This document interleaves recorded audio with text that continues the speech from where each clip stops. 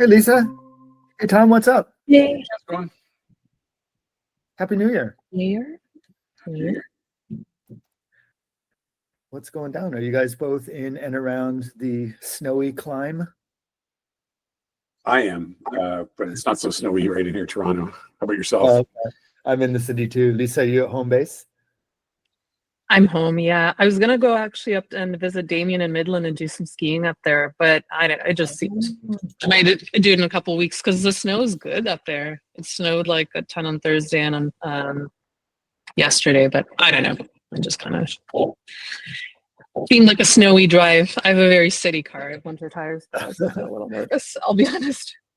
I got my cross-country skis are in the office now, so maybe you're motivating me to get those out and get up there, and we can just go get Damien out in the snow. Oh my God, let's do it. Let's do it. Well, he has skis. He hasn't skied before, but he's all game. Like he's gonna get boots and stuff. My gear's ready. Like I was packed. I was about to leave, and then I just was there for absolutely. Let's do it. Yeah, the more the better. It'll be fun. Absolutely. Hey, Tracy, how's it going? Good. How's it with you guys? Really good. I just I'd give it 5 minutes or so for folks to show up if they're showing up, and then yeah, happy to get. Well, I think Pierre's checking in from France as well, so I know he's just getting things set up. I'm not sure exactly what he's doing, but yeah, feel free to say hi. I've sailed with Tom and Lisa, and soon to be sailing with Tracy before, and so it's the big thing we all have in common, I guess.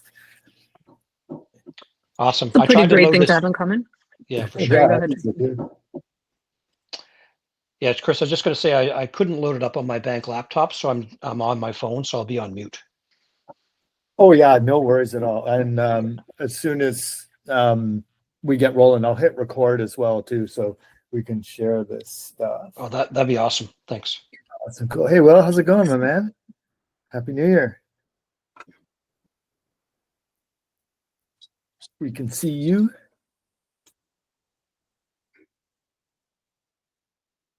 It looks like a very pleasant and cozy background.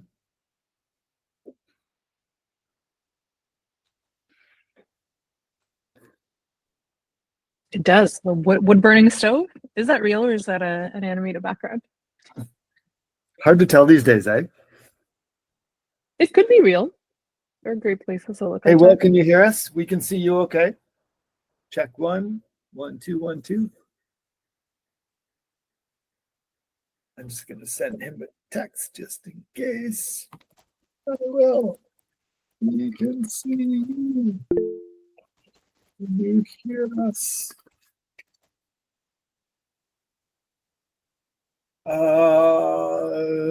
Just before we get going here, I'm just putting a link in the chat.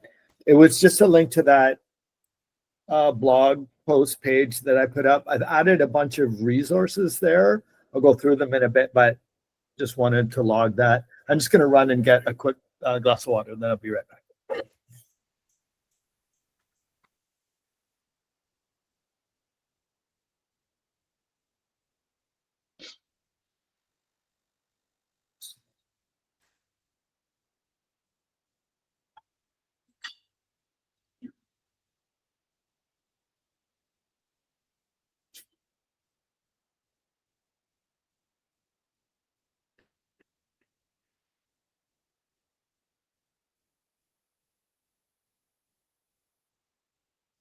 Hey, Pierre.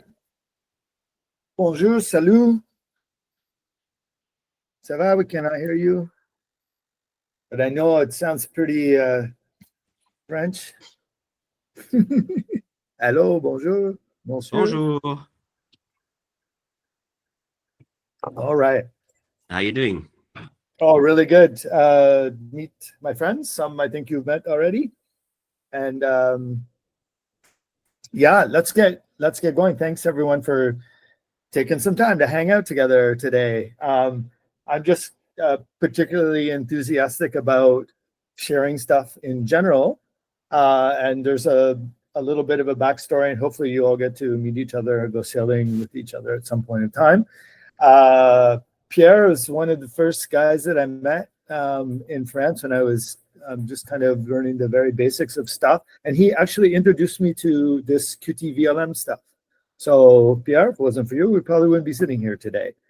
But through that adventure and getting into different bits of navigation and nav software, I've been hanging out with the French guys, and they use Adrena primarily, especially in the Amoka and the Figaro stuff. And then the American folks seem to use Expedition. Those pieces of software kind of start out at around $1,000. They work really great, but I just can't afford to buy all like the most professional software. And after Pierre introduced QTVLM to me, I realized that like it may actually do more than those other bits and pieces of software, or arguably the same amount. So maybe I'll just get going. I got like a rough kind of intro-y kind of thing to do, but like at any time, maybe just pop questions in the chat, and then I'll get to them. Maybe just as like a vibe in general. I've just been playing around with this stuff for a couple years and kind of by no means an expert, but there is a really great Facebook group in English. It's French software in its heritage. That's also on the blog post link. There's great forums, and David Birch from Starpath Navigation, who is also the go-to source for marine navigation, celestial navigation, and English language. He has like an insane amount of really cool videos and tutorials, and he also created a cheat sheet. So I'll kind of leave that all there. Pierre. Yeah, beside you and I, who knows the software? Just Victor-ish? I only used it a tiny bit on the boat in France. I haven't used this specific software, but I've used other similar kind of roster weather stuff in the past. And you guys, you are racing or you are cruising? What's the scene? Probably more racing. Same racing. A little of both.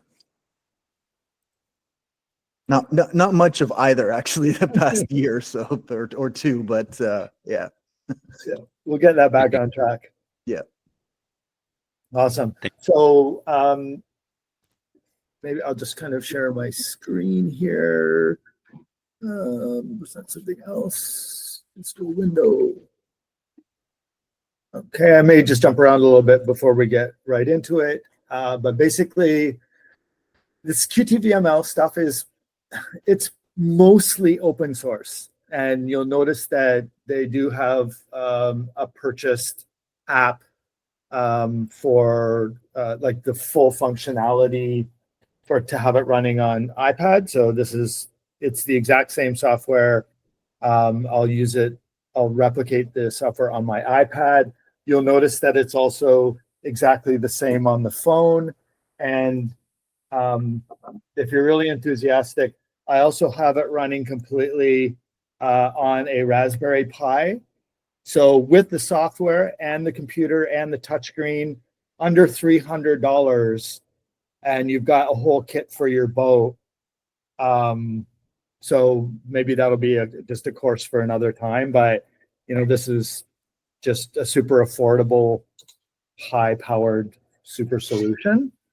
And what it really does is it gives you basically a sailing specific performance routing tool that factors in weather, time, the attributes of your boat from a polar's perspective, and the information contained in charts, be it raster or scans or vectors with all kinds of information embedded into the charts themselves. I'm just showing the screen because it also comes with a companion app, which I think is maybe $10. It's less than the full-blown program, but it allows you to actually have all the telemetry on your watch or your phone or your tablet if you're running the laptop down below and you need something on deck. So typically on what we've been doing on Flight Risk and Zenit is just pasting the iPad to the deck with Velcro. It works really great. And that's just calling kind of either telemetry from down below or right into the tool itself. Pierre, you might be able to help a little bit. I wanted to explain a little bit who makes this stuff. And I know it's supported by this French kind of investment group. Do you have a bit more background on how do they make this thing free? Yeah, not really. Just this it's Bretagne Atlantic is Brittany and Atlantic, the ocean, and it's a group of investors and companies that are focused on developing the economy around the sea and ocean, either boat construction, either handcraft activities. And I think the guy who made QTVLM is just a fan of sailing and really good at developing stuff and like computers and stuff like that. So he started with a really tiny piece of thing, and then he added and added and added many plugins and things. That's what I've heard. Cool. I know they were sponsored by these guys, and I noticed somewhere that they were also using the software for offshore exploration stuff. So anyway, just a little bit of history behind how they made it, because I'm kind of curious. There's a very active English-speaking Facebook community here, great forums, and I'm just kind of highlighting, this is a cheat sheet that I've shared with you just because I find the interface is a bit janky as far as UX goes, but it does the job. And I've got all these links that I'll share with you afterwards. So this is kind of what I thought I would do here. I'm just going to get down to business here and share the main screen. And at the beginning, I remember that QTVLM and the V is for virtual. So it was supposed to be just a game. And you had a boat and you place the boat wherever you want, and you track your boat going left, going right, and track to tack to jibe, and to replicate the real situations. So the V is for virtual. Interesting. And to that point too, I don't know who's familiar with the virtual regatta game. They have the virtual regatta offshore, and they'll actually follow like the Vendée Globe racers, and people will use this software because they use actual weather routing in the virtual regatta game. So you can use this software for all your kind of weather routing and stuff. But cool, let me kind of get into it a little bit. So kind of when you load up QTVLM, you get this kind of general looking interface. And I thought I'd just go through just a little bit on how the interface generally works, because it took me a little bit of time to work my head around it. So basically you have the kind of chart area here in the middle, and you've got a bunch of stuff along the top that are essentially kind of quick links, or we could call it a little bit of a navigation panel for the system. This cluster here turns on and off your maps. These turn off different displays. There is an AIS overlay as well. QTVLM connects entirely to your MNEA system, either old school or new school. With new school NMEA buses, you can actually send telemetry data from QTVLM to NMEA. So if you have a BNG or NKE displays, you can send waypoint information into those displays from here. But you can see I've just turned this AIS overlay on, and I'm using, in this case, Internet AIS, which is simply an option within QTVLM. And I am currently using this $25 USB GPS dongle just to kind of simulate where I am. So QTVLM is picking me up in my place right here. And if I just kind of zoom in, you'll see the boat is represented where I'm sitting at my home in Toronto here. And this is kind of AIS data. Another mini kind of pro tip is it works way better with a non-Magic mouse. If you're a Mac user and use kind of laser mouses, it's a bit too sensitive. So this kind of rugged, old school $20 mouse actually allows you to kind of zoom in and out by using the mouse button a little bit easier. So I like that guy. Let me just zoom out. So we're looking at Lake Ontario. Right here. Let me just kind of see where I'm going with all of this. So I'll just go through a little bit of some of the light configuration. It kind of takes a little while to get all this stuff figured out, but the main thing to check out is the configuration panel. And of course, it's a pop-up and it is not showing up in Google Meet. All right. If you have this loaded up on your machines right now, you'll go into the menu under QTVLM configuration and a window will pop up. Unfortunately, the way Google Meet works, it isn't showing the pop-up overlay on the screen for some weird reason. Even if you're sharing the screen and not the app? I think so, yeah. Let me give that a try, though. I'll try doing an entire window. Yeah, it's weird. You know what I can do is I can share the pop-up window because it's like Google Meet's considering it an entire window, but unless I can do an entire screen. Let's try that. There we go.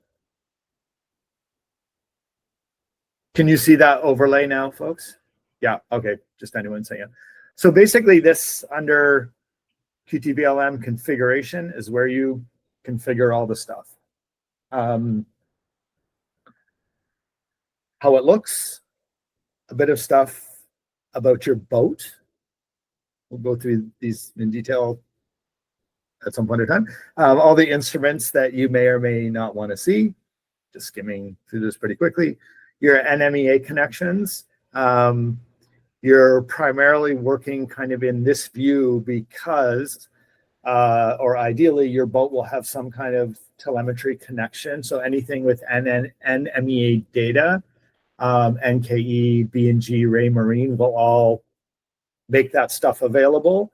And what works really great, and something that Pierre installed for me on Zenit, is a multiplexer that takes all the NMEA data and just converts it all and shoots it out over Wi-Fi. And then QTVLM will just pick up that data over Wi-Fi and present it.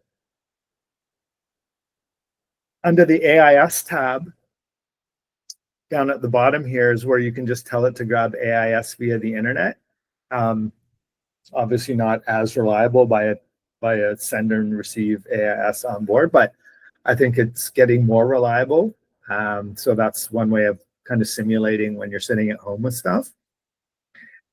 There is an entire chart section, so it will import any and all kinds of charts.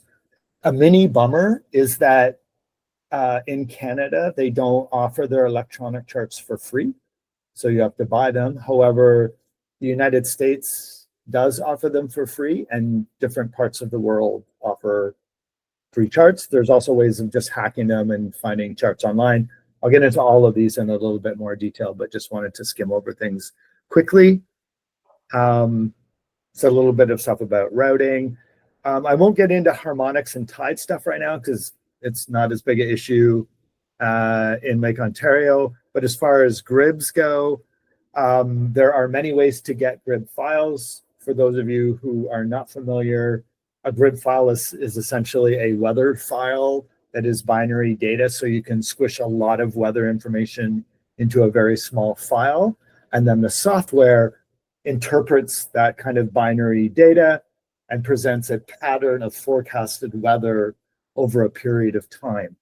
And the attributes of that weather can be as simple as, wind at 10 meters, or it can include everything such as cloud cover or wave heights or pressure or all kinds of stuff. But basically how QTVLM works as far as weather goes is you download a GRIB file that is a weather forecast for a certain period of time, and it overlays it on top of your charts, on top of your AIS, and on top of your routes. And we'll go through all of that kind of stuff in a concentrated way. Side question from Victor. Anyone interested on their MacBook or iPad? I'm using a MacBook right now.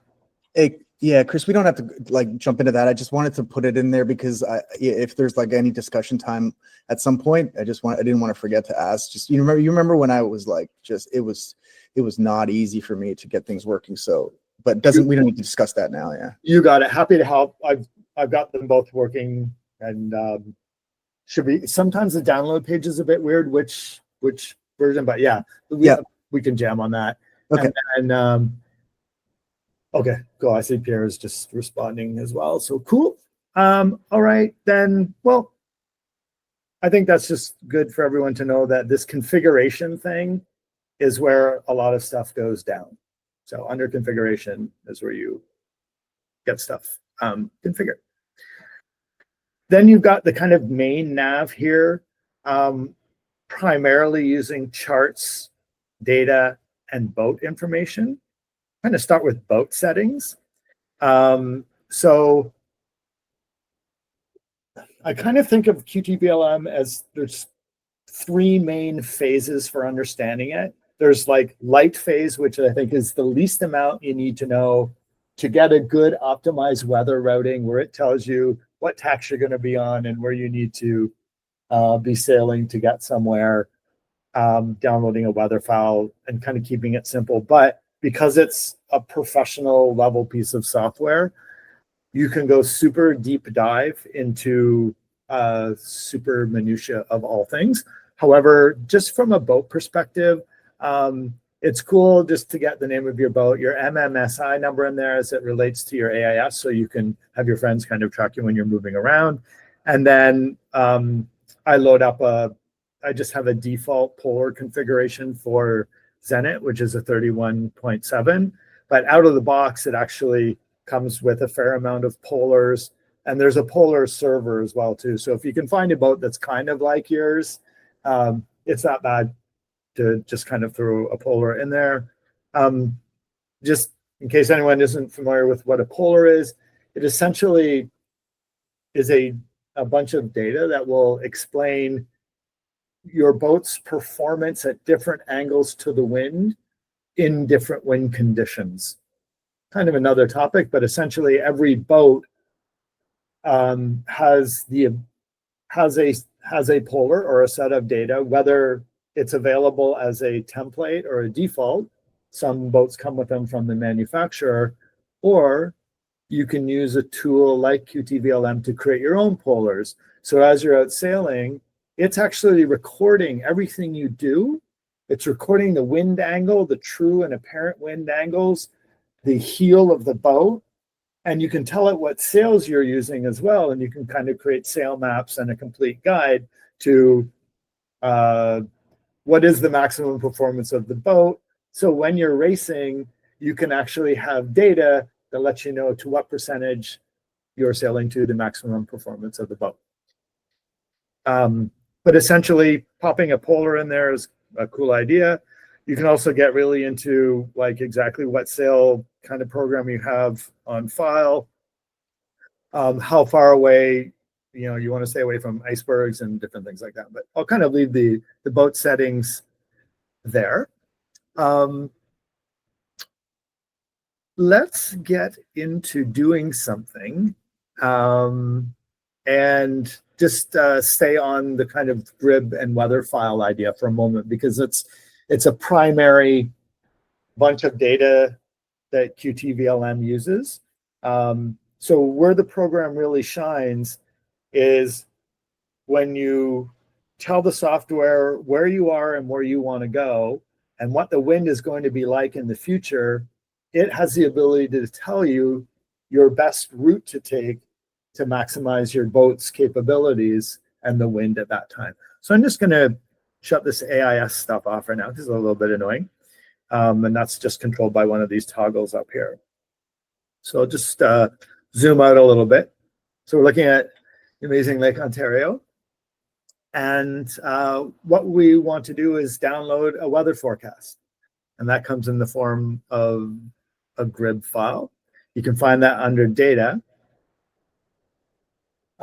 Maybe just before I hit this, any questions so far? Because I'm also calibrating to how to explain this stuff from how I know it to how other people might need to receive info. I have a quick question. So I'm trying to follow along on mine, and you turned your AIS off, but what you're looking at? What's that based off of your location that the app is reading right now, or is that something that you already started setting up? Oh, like this little boat that you can see Yeah. here? Yeah. That's me because I have a GPS dongle Okay. connected. So the software is going, oh, I know where we are right now. hmm That's me. So we're not able to replicate that without an AIS dongle, right? If you're on an iPad or your phone, in the configuration settings under NMEA, you can choose internal GPS. Okay. And that will access your iPad or your phone's GPS. So one of the hacks is to get an iPad that has the cellular option, but don't use it because it comes with the GPS as well, which is kind of cool. There is a little tool where you can have the computer get the GPS off your phone or your iPad as well. But that's the reason why I've got a boat on the screen here. It's because I've got a GPS hooked up. If you like, you can right click. And 1 second. Stop that. Oh, there's an option called Move Boat here. Move boat here. Exactly. Yeah. And you can't do that when your NMEA system is on. And I use the word NMEA just to mean the software is listening for data inputs. You shut that off, then you just put your boat wherever you want. And then you can kind of simulate from there. Very cool. Okay. Thank you. That makes sense. There's a bunch of these little gotchas where like I just blew my mind just trying to figure something out like that. And I'm like, oh my God, like why can't I see my boat? But that's the reason why. So folks that are on an iPad or a phone, you can just turn that in the configuration under NMEA, and that's a little guy here where you can turn on internal GPS. And also under AIS, there's a link here that says AIS via internet. And that will allow you to kind of just grab, it's kind of like marine traffic or other internet-based AIS services. How do you change the type of yacht? Yeah, do you know what, dude? Under boat polars, it's really cool because QTVLM will actually make polars for you. I'm just kind of going a long way around answering your question. Well, this is an example of the polars for Zenit at 20 knots of wind. And what this is here is around the outside is the angle of true wind. And the red line is the performance of the boat. So if I've got 20, actually that's a little bit unreal. I'm usually in more like 12 knots of wind, but at 12 knots, I know that when I'm sailing close hauled, which is right about, for my boat, it's about true wind angle of 40-ish, I can get, I don't know, 5.7 or 5.5 knots at 40. That's about what I sail to. But you can see that if I'm, beam reaching at 90, I should be able to get that thing up higher. And it's giving my boat speed down at the bottom area right there. So I should be able to get to 6.5 knots boat speed in 12 knots wind on a beam reach. That's not 100% accurate. You kind of use these templates to get going. But to give you more details, if we go into the configuration for your boat, sorry, boat settings, polars, we want to go to the polar server. Here's all the polars that are available. So if you want a Sunfast 3200, which is an awesome boat, and the boat I kind of try to beat once in a while. Here is the Sunfast 3200 Polar. So that's been loaded right now. And we can see that by going into boat polars, polar analysis. Oops. And this is now for the Sunfast 3200. And we got that back to 12 and we did a comparison. They expect to get 6.3 knots out of that boat. So these are great to kind of install, and then you kind of modify, a little bit. The reason why adding a polar or this performance data to the software is it takes that into consideration while it's mapping out your ideal route. So what it's doing is it's got this weather forecast coming in, and it knows that the true wind angle and true wind direction is going to be hitting your boat on a certain angle. And it kind of knows that your boat really loves 45 degrees if you're going upwind. That could be VMG versus, completely close hauled. So it's going to be optimizing the routing for you. And then, of course, that's all just a forecast as well. And you take your own kind of style into it at the end of the day. But Will, did that make sense just as far as the polar question goes? Yeah, it looks good. How did you pull up that polar chart? Oh, so under boat, polars, wind polar analysis. Sorry, I clicked on waves earlier. So Polars. yeah, boat, Polar. wind polar analysis. Got the import polar server, but I don't see the. Oh, do you know what? Go to it's the main menu up here under The boat. queue? Not the configuration. That's the one Okay. thing with this program. And some things are under the main menu and some things are under configuration. Oh, I see. Okay, so you gotta know which tab to hit. Boat, and then under boat polars. Well, boat setting. Polars. Okay. Yeah, and then wind polar analysis. Okay, got it. Yeah. I see it. Okay, thanks. Got Yeah, it. nice. Cool. Yeah. Nice. Very nice. Cool stuff. All right. So Sorry, quick follow-up question on that. How did you actually load up the boat type where you went into that list? I oh, didn't see that in the boat polar options. no worries. Oh, So it's in boat settings. boat settings and then polar, Polar. and then you can Oh, got it. import or go to the server and download directly from the server. And you can Got have it. many polos online as well. And as I said, you can just create your own CSV and import that as a .pol if you want to create your own Swan 67. Swan Yeah, 50. I just saw that. I think in the make your dream boat. You can edit the CSV values there. I saw this whole chart pop up. I think it Yeah. was under boat polar and then edit. Yeah. So just sorry, Yeah. just as a follow up with that, Pierre, if you don't have one of those yachts listed and you create your own, but you have a type of boat that you want to purchase, for example, you Yeah. would just add in all the dimensions and the numbers that for the calculations. Is that how you do it? No. You'll have to know what is the speed of the boat for this particular angle at that particular speed of wind. Okay. So you got to create the whole figures and a whole table as a CSV or XLS whatsoever.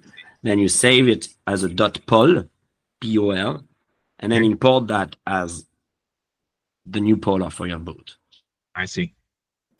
Yeah. So, Will, what you're looking at here is you can basically go out sailing and QTVLM will be recording this data. So you don't need to do it yourself, but you can just even take your logbook out and go, okay, today, we're in an 8-knot day. How fast can we get this baby going at 5, 10, 15, 20 degrees true, which, not much is going to really start happening until you get around 36.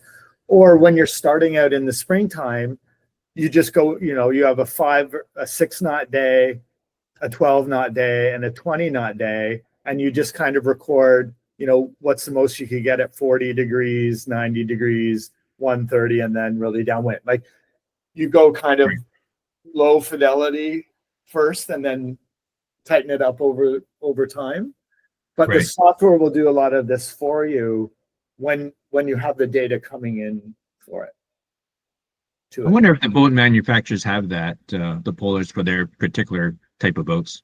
Yeah, definitely. Isn't it something. also? Yeah. Sorry, guys. Isn't it also based on the sail? Yes. Yes.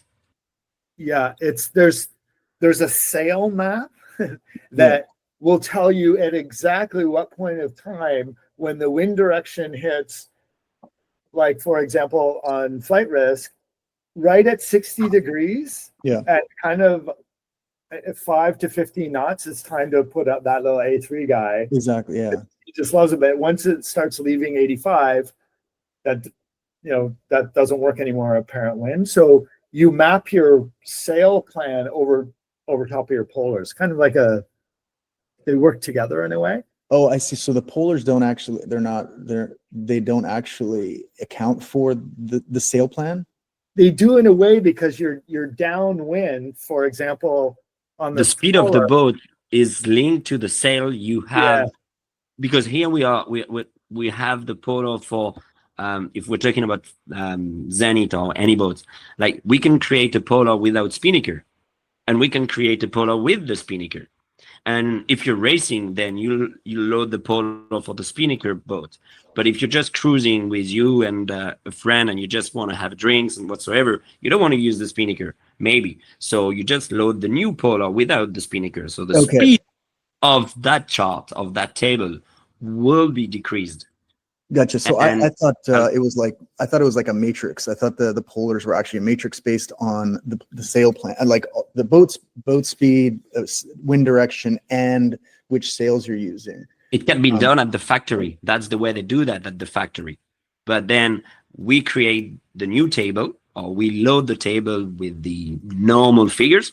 Okay. And then we have another chart, another table where we say, okay, if it's only 15 knots and I'm close hole, then I got G1 and full main. But if it's 25 knots, then I got G2 and that kind of main sail.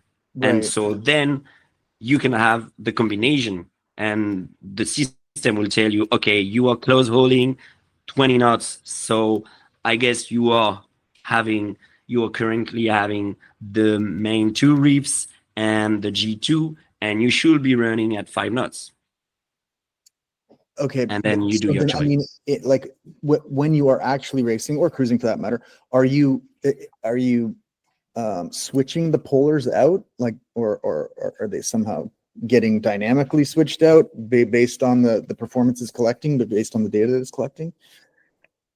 Ideally, like if we use flight risk, for example, the polars will be for flight risk sail plan. And the polars will factor in, we've got an A3, an A2, an A4, we've got 3 reefs. So it's going to be acknowledging all the sails that we have on board and that we're likely using them at the right time. This is the most you can get out of the boat. And then you overlay the map to it. That's why, like Pierre said, you'll get polars from the manufacturer that are based on the sails that ship with the boat, or that are typically part of the one design or that design situation. But let's say you're down a spinnaker, then your polars would change. But it's kind of like, so it's like if you go and buy a mountain bike and you've got a 2x10, but later on you change it to 1x11, your gear ratios just changed. So you got to redo your polars. But out of the factory, it's their best guess with the plan that you have. I think it would be helpful actually if we had the sail change map as well. Right. Yeah. Okay. But yeah, I think polars are also just guesses. And ideally you want to make your own. So you want to get out there and get all your sails out and figure out, what is your maximum at different wind angles and wind speeds. Yep. Does that make sense? Yeah, I think so. Yeah, Right. I think also So you it's wouldn't. there's assumptions in there, right? Like that are implicit in your polar that like, if it's 50 knots of wind, you're not gonna map out your number one in the polar. You're not going to map out the spinnaker if you're going upwind, right? There's a bunch of implicit assumptions in there. Yeah, that makes sense. So it looks on this So guy. you wouldn't. Oh, sorry, Lisa. Oh, go ahead. Oh, I was just going to say, it looks like they max out, 160 degrees true at 40 knots. And I guess that's just at the point where the hull isn't going to go any faster, no matter what you got up. But again, these are interpolated bits of data. Sorry, Lisa, what are you thinking? So just to want to capture it, so you would never have different sailing, you would never have different polars for different sail configurations. It's basically kind of an average assessment that presumes that for the right angle and the right speed, you're using the right sail for your boat, right? So it's all kind of one polar basically for your overall sail package. Unless, let's say, you've got a pal and you share a boat. And when you go, you bring in your performance sails, and you've got 9 sails when you take the boat out, and your pal just kind of cruises around with 5 sails. That would be a good case to have 2 sets of polars.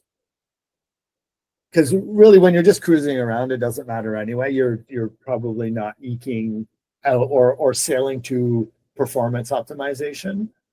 But so I would say you would want to have your polars to the sail plan that links to the polars. So not many people drastically change their sail plan, like a lot.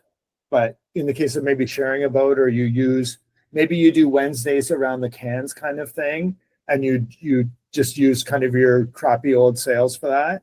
And then on the weekends, you do the almond races and put on your high performance sails, and maybe those behave differently. That could be another reason. Yeah, I think as Tom said, it's the polar, the file polar. It's just that table, that column with the angle, and that line with the wind speed. And under that, you got the boat type, you got the sails package you got your feeling at that moment, you got the number of people that are on board, you got the experience of the guy. So it's the whole configuration. So the manufacturer provide you a boat telling you, oh, that's how I created the boat. So with that type of mast, with that type of wind, with that type of sail that are new, you'll go that way. You'll go that speed. But then after 15 years, and you are 85 years old, you're not going at the same speed. But it's the same boat, isn't it? So you see, the polar is really not only something that you buy, it's also something that you create and adjust to how you feel. So you can have, and that software is really cool as well on that. It's because you have the table, and then you can say, okay, today I'm not really good. I don't feel well. Chris is not there, so I'm solo. So I'm not running at 100% of that table. I'm just going 75. And you don't do a new table. You just say, okay, you know what? Today we only go 75%. And boom, just change all the numbers and all the routines and all the routes and stuff like that, considering that you are not going 100%, but only 75. Yeah, and Pierre, maybe just picking up what you're talking about here. We've also got some adjustments here where we can kind of just, we can decrease our efficiency at night to 80% simply because we're not trying to get the most out of the boat. And another just thing to think about polars and why bother at all is they really only matter is if you're using the polar data for some reason. And it's software like this that will use that data to be able to predict, for example, how long it'll take you to get to the next waypoint. So without some kind of reference data, and this is just kind of why you do your best with a polar, is that if, let's say I had loaded in a polar for a TP52 or something like that, which would go twice the speed of Zenit. Well, when I'm routing from waypoint 1 to 2, and I've got, wind coming right on the beam, it's going to be using the weather forecast to tell me when I get to that waypoint. If my polars were that of a TP52, it would have me getting there twice as fast. So it's also giving the software a little bit of information on what do I do with this, with the abilities of the boat that I'm calibrating for. So without a polar, if I'm going from waypoint 1 to 2, and the software knows that there's some wind coming in at 15 knots on the beam, let's say, well, if my boat was an IMOCA and it can go 20 knots in 15, it's just going to be moving that boat closer to the waypoint faster. So if you don't have a polar for your boat, then somewhere along the line, you've got to kind of put in your average speed. And, so I think before I had a polar, and I would just put in my boat's going to go 5 knots average. And that'll kind of, that gives the software some data to predict when I'm going to get somewhere. So the polars are more of an advanced feature where you can tell it, hey, according to the polars, I could just set everything at 80%. I'm not a great sailor, so I'm going to get 80% performance out of the boat on average. And then it knows kind of like, well, I've got you with the wind that's coming up, you're going to be beating to the next waypoint. And we know if you're beating, your boat's only going 4 knots, right? But if I was going downwind, my boat can do 6. So it just needs a little bit of something to calibrate with. So you can either just give it an average in general, or a polar is the next level bunch of data, simply because it has more values of data based on the true wind direction and the overall wind speed. I've never actually processed this information this way, but yeah. Does that make sense? And that's pure boat speed too, right? Because like what you just mentioned, when you're beating, you're actually, if you're going at 45 degrees, downwind, you're 6 knots, you're going 6 knots, right? Across like your I don't know if it's VMG or the course over ground, you're like making exactly 6 knots, right? Whereas when you're beating, it's like you're going at 45 degrees. So I can't do the math in my head right now, but let's just say it's like, 25% of the distance you're losing because you're going at those angles, right? Yeah, you're exactly right. And that's why you've got this option here to say, look, my upwind efficiency is not great. I'm just not, I don't hold a very, tight line. Maybe for me, it would probably be like 75% because I don't hold the line that well. But that's where you make those adjustments. So, boat settings, polars, and then here you've got the option for your sail configurations too, right? So if you want to load in a full sail plan, you can control. Now we're getting kind of funky here, but I don't know if you've got different kind of wave heights that slow your boat down, and the more at stake for the race and the more professional the situation, the more data you need, because you're competing against guys that are using all of this data to give them the best optimized prediction of how to get from one point to another, which is really what all this comes down to. Like here, if gusts are stronger than the wind by 30%, then polar efficiency is less. So you can kind of deep dive into trying to get the software to optimize as much as possible for you. But I think a way of thinking of it is, if you don't have polars, you're going to be telling the software your boat's average speed. So it only has one real data set to think of. So if it's thinking you've got to get from A to B, it's 10 miles from A to B, and you're going upwind and your boat goes upwind at an average of 5 knots, it'll do that calculation. But if you have a high performance boat that will get upwind at 7 knots, because the polars say that, it's just going to give you more accurate forecast. Right. None of it's totally accurate anyway, but it's yeah, if you're watching the Vendée Globe guys in the morning, you know, they're always showing the weather forecast and they're showing their routing tools. So they've got, you know, 3 optimized routes depending on a couple different variables, but they know every sail, every like amount of sail area and combination and how fast those boats go. So they can predict as much as possible, I guess. That's the best way to put it. So we can go make polars for our boats this summer. When you build your own polars, it can be over multiple sailing sessions, right? Like if you're doing a predominantly downwind day, or again, to your point around maybe not having full crew or having too much crew or having other things that are not quite the right scenario, you can piece it together across Of course, yeah. many adventures.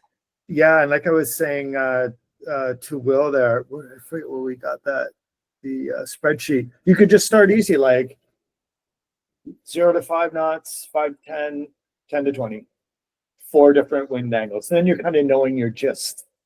But the polars, you know, then you've got more than just my boat goes on average 5 knots, because it probably goes 7 downwind and 4 upwind kind of thing. But because the weather routing software is factoring in every angle of the wind coming in, the more you can tell it about how your boat goes on those angles, the better. Yeah, it's just like creating a ship model, like a little ship model, right? It could just be like a stick and whatever, and then you get more and more. You can get more and more elaborate. Yeah, absolutely. Where do we see that? Well, wind polar editor, here it was here. Yeah, so it's just a CSV file. And you can argue like these even aren't that accurate. Like they're just jumping from 5 degrees to 10. Well, what about 12.5? So it can interpolate that. But yeah, I would just start out kind of with some graph paper and just kind of chart it as you're going.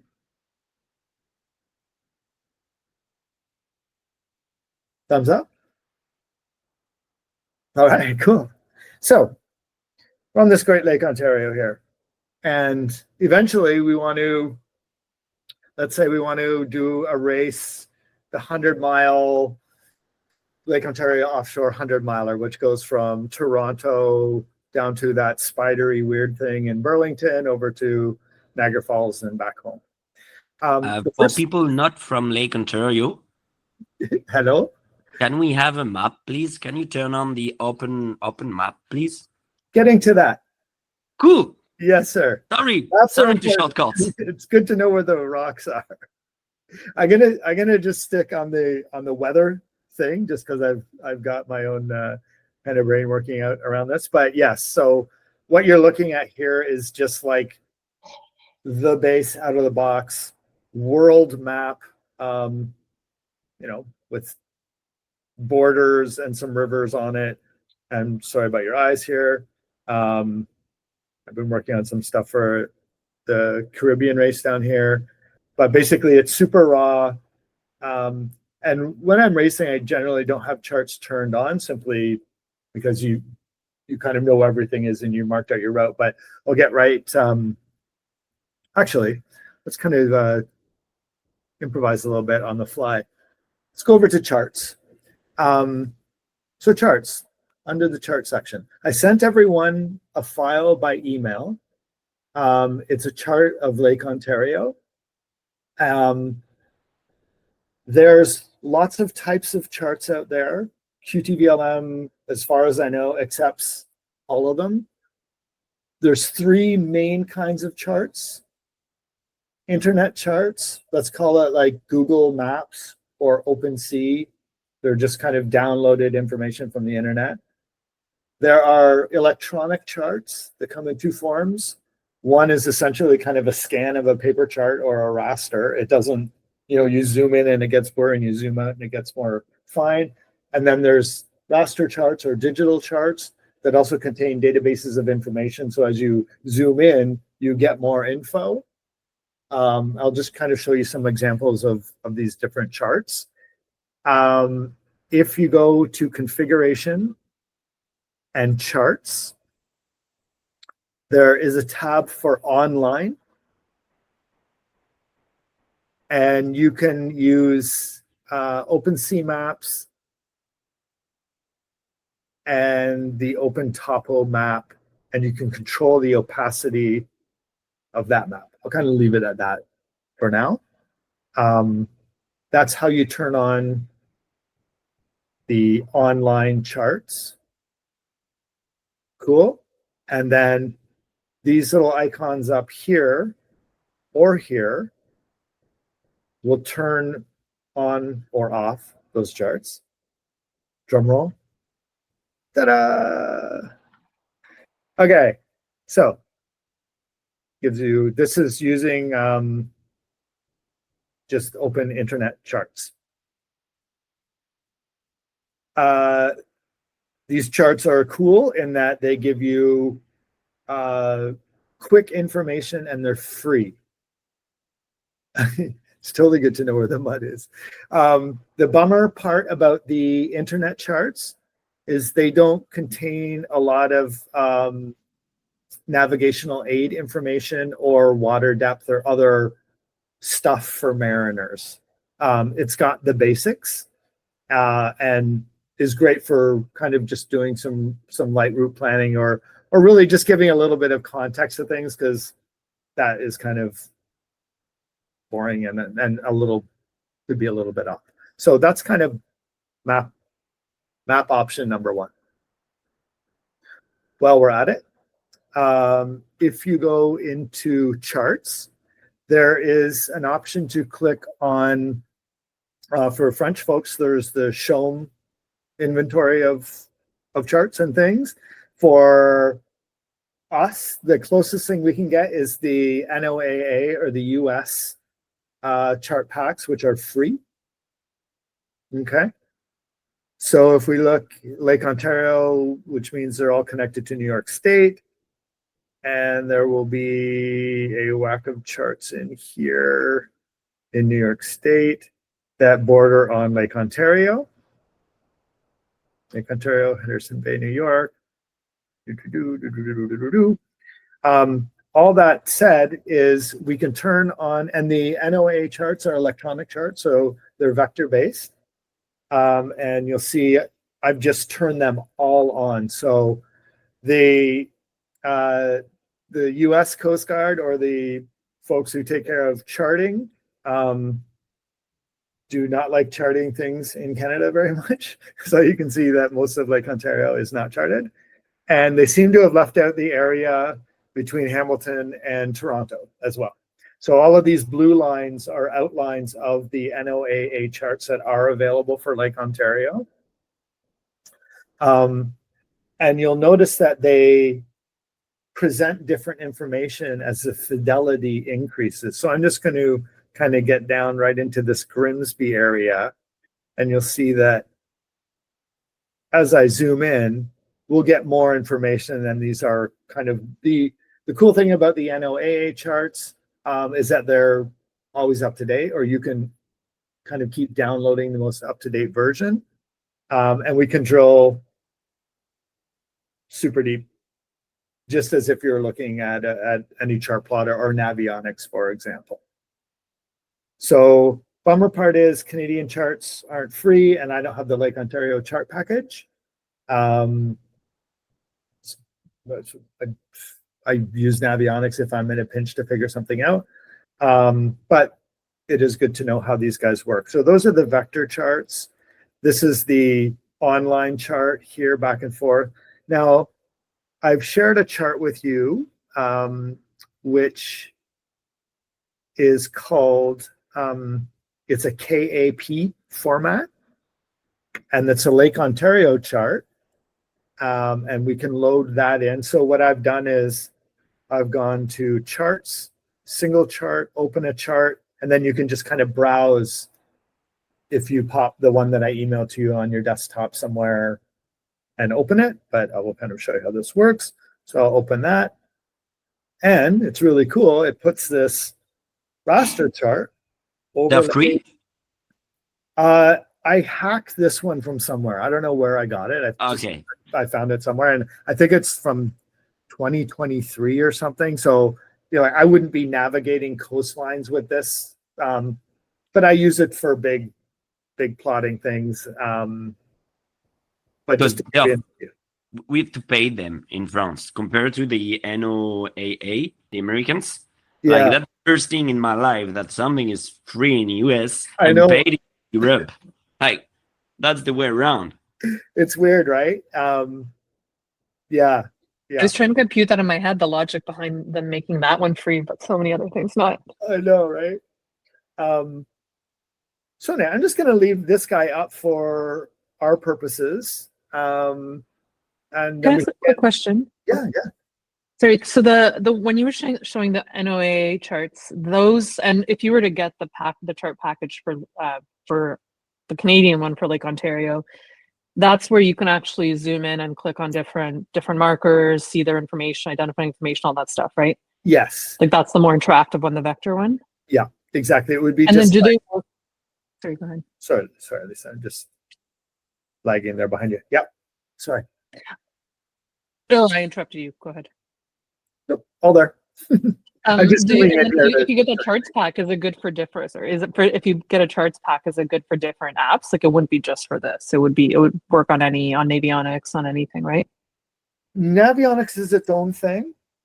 So if you've got Navionics, there's probably not much of a reason to go get another chart pack unless, you just feel like it. I think they're not that expensive, but I don't know. I think it's like $100 or something like that. Versus a Navionics subscription, which is always up to date. Right. I think currently it's an arguable benefit to expedition software. We could do another crash course on that someday too.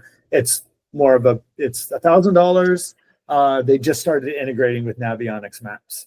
I know. So if you have a Navionics subscription, which you also pay for, you can build those in. But I haven't found any challenges really as far as that goes. When I'm micro navigating, like and go and piloting into a harbor, for example, I always have Navionics because I have the Mediterranean version of the Lake Ontario version, and I just trust it more. It's more people use it. It's always up to date. Yeah, it's up to date. I think I would trust these the NOAA charts equally as well. But that's just getting into an unfamiliar port. And even then, just couldn't touch some bottoms once in a while. So, so that's a little bit about chart work. Any charts will work. Canadian ones are paid for. I think if I was out doing training around Kingston, and in the Thousand Islands area, I definitely have the Lake Ontario charts, the proper ones hooked up. But for Toronto, we kind of know the areas so well. So cool. We've got a chart. I think I'll just kind of go back to, we'll just turn this on. So this is just your good old internet charts. We're not really looking out, for rocks, particularly for this exercise. And now we want to add some weather, add some waypoints, and plan our race. So under data, if you can just imagine the idea that we've got 3 containers for weather information, and weather comes in a variety of different models or forecasts. The models are all slightly different, but essentially the models are forecasts. There are some appliances out there in various places, airports on the lake, here and there, and algorithms kind of processing information. And each model is going to give a forecast of where the wind is going to be, how hard it's going to be blowing, what the the stuff that falls from the sky is going to be happening, the cloud cover, and all kinds of stuff is possible to kind of download in this bunch of weather information. The reason why I mentioned this idea of 3 containers is QTVLM will allow you to download 3 different weather models and overlay them So if you're familiar with windy or predict wind, and you go before you head out sailing, you look at, where the wind and the gusts are going to be for that afternoon or that weekend. Normally, you're looking at a kind of the default model, which is called GFS. However, in your options, there's models for the European weather model, there's a NAM model, there's all these different kind of ways of smart weather people that have created algorithms to best forecast what the weather is going to be like from the information that they're able to get from sensors and satellites and things like that.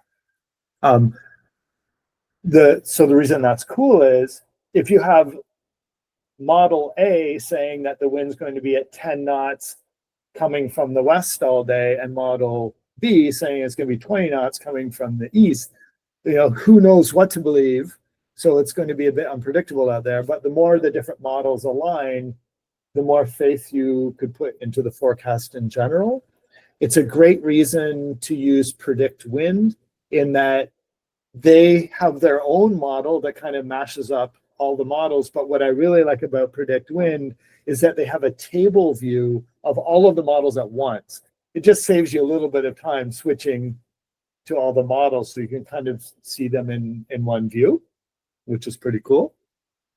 To get some weather data going, these are that kind of conceptual, the containers. There's 3 slots or 3 containers for weather information. So a grid file is just a digital file with weather information in it. And I'm just using this so I can show some of the options. Again, a lot of the stuff I'm kind of showing here is more deep divey kind of stuff, but it's just good to know.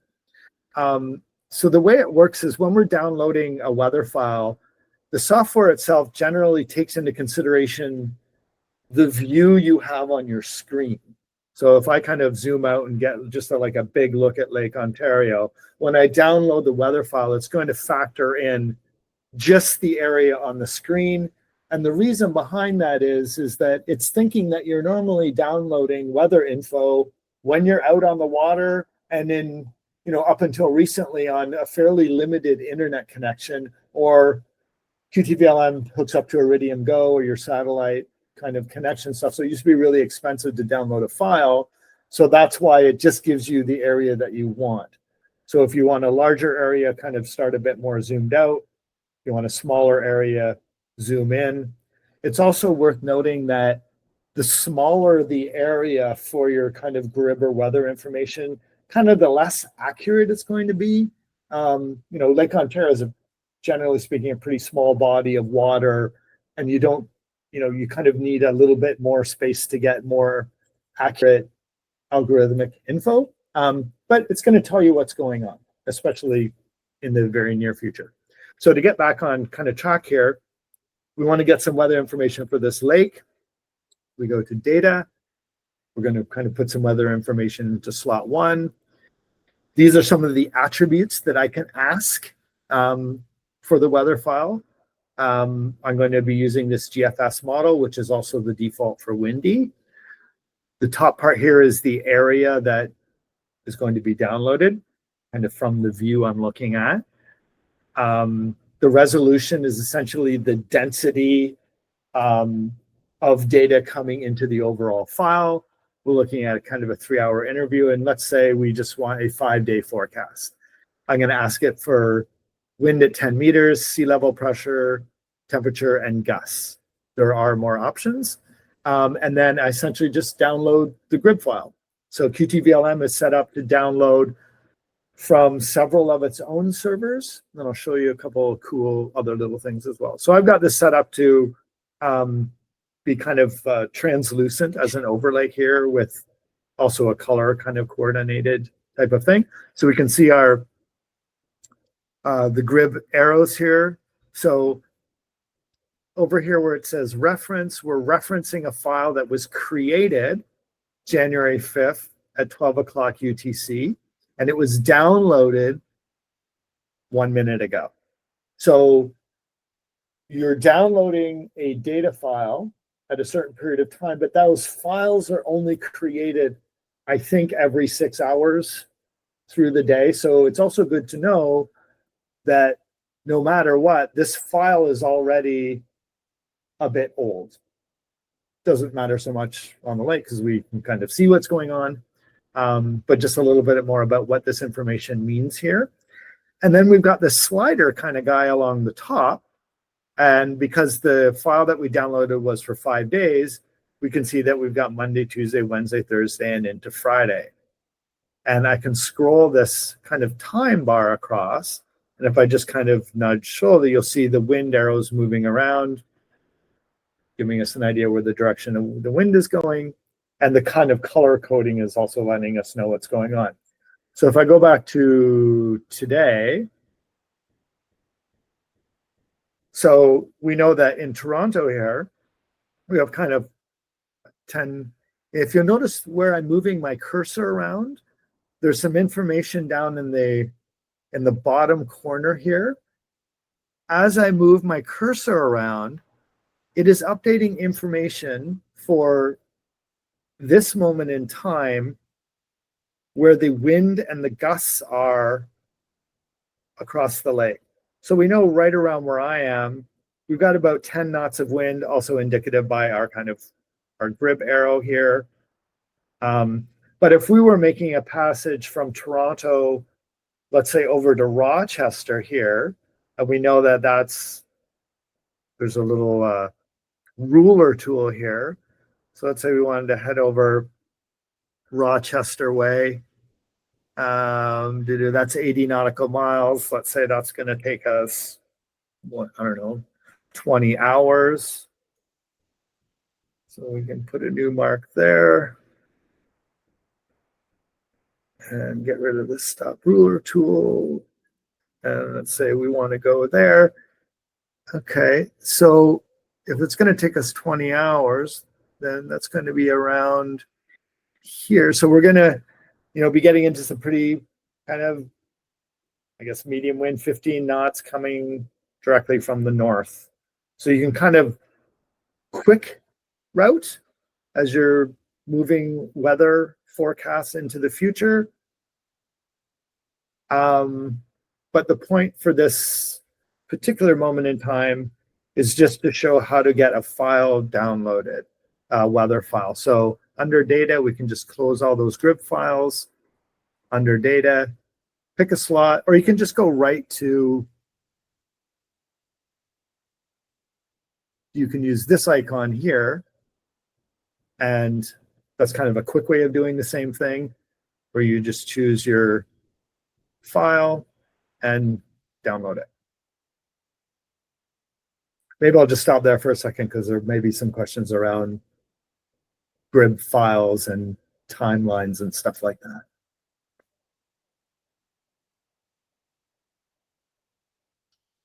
Any questions around this, where we're at so far? How Oh, sorry, Lisa. so you were doing a long thanks. If you're doing a, let's say, a multi-day race, how often would you want to be refreshing them if you have access to refresh them as frequently as they're available? So every 6 hours or so? For sure, you'll probably have some kind of standing orders from your navigation folks where, every 6 hours or whenever there's a certain shift change or however the boat's managed. But these days, we've got internet access all the time, everywhere. So you're probably downloading them maybe 3 or 4 times a day and a couple times a night. But I think your point is right on. Yeah, you want to keep them pretty fresh and kind of explore the different models as well. Sorry, Victor. I was going to ask about, like, you mentioned predict wind, and I know that's a paid service as well. Is there a freemium version of that? Yeah, so the one I've got, I don't use like the super routing version. I think I've got a pretty. And how would you compare it to, say, Windy? Like, the one thing it does is, so predict wind does this. Yeah. Which is all of the models at once. Yeah. So no worries. Windy does something similar. Yeah, same thing. Yeah. Only one model at a time. Yeah. It may have a table, so then you just go down here. Yeah. And change the model to whatever model you want. I Isn't just there, haven't figured out how to see it all at once. I thought that there is a view to actually see them all as well. There could be. I just haven't figured that. Yeah, below in Windy, when you click on the model, then you can select a new model, and then below the last line is compare all the model, Right. Awesome. and that's where you got. But that's a view, but that's where you can compare the Windy's model for Yeah. the point selected. And doesn't Windy also have like a routing feature too, where you can? Yes, but it's not. It's you can have 2 point. It's on the premium release and not on the classic. Yeah, not No. on the free one. Yeah. You can point one point and another one and say, okay, route me. But it won't route you. You'll have with your polars. You You'll have have to tell you'll have to tell Windy, okay, I'm running 5 knots. I'm Right. running 6 knots, whatsoever. And then you'll have the weather you will encounter on your way. Right. But that won't route you. That will just give you the weather based on an average speed, based on an average route. Yeah. And so predict wind does all of that. Like it does based on the weather information and your the polars and everything, right? Predict wind does that. I don't predict. Predict wind professional might factor in polars, but I don't know if it factors in multi-waypoints. So let's have you have like the Caribbean 600 race has like 17 major turns. Yeah. You can, and you're not usually navigating your race that many turns ahead anyway. Like you want to know where the wind is. Yeah. You can usually go waypoint to waypoint or have one preloaded, but I think tools like Windy and Predict Wind are great accents to a real routing platform, whether it's Expedition, Adrena, OpenCBN, or QTVLM. It's just when you're overlaying AIS charts, weather, multiple weathers, and also you also need to tell it how you're going around the mark, because that is also kind of important too for how to get your boat to the mark if you're leaving it to port or starboard. Yeah. So I think Tracy knows more about the Predict Wind Pro stuff. Hey Tracy, are you? Yeah, I use it. I use it a fair amount. When we did the Newport to Bermuda race, because it wasn't that complex of a race, it was very handy to do. So, and I think you're right. Like you don't really like. I think the multiple waypoints it'd be interesting to kind of put that through the test to see whether Predict Wind could do it. But in reality, I think you're only 1 or 2 waypoints kind of ahead when you're racing, because you don't know where you're going to be, what the wind's going to do, who you need to cover, all that kind of stuff. It's not really just straight navigation. But I have on a few occasions bought the professional version, and it is highly valuable because you can kind of scroll through the various models, and based on the routing that you have programmed, it'll tell you, you know, what's the ideal scenario. Obviously, it's predictions, but it's interesting that way. Cool, man. Yeah. Good point on the various models. What we've got here, and if we just also kind of want to know what is going on here, we can just get some information. So we're looking at a GFS model from the NOAA, tells you about the file, the area it's covering. So if you do need to kind of remind yourself what you're looking at.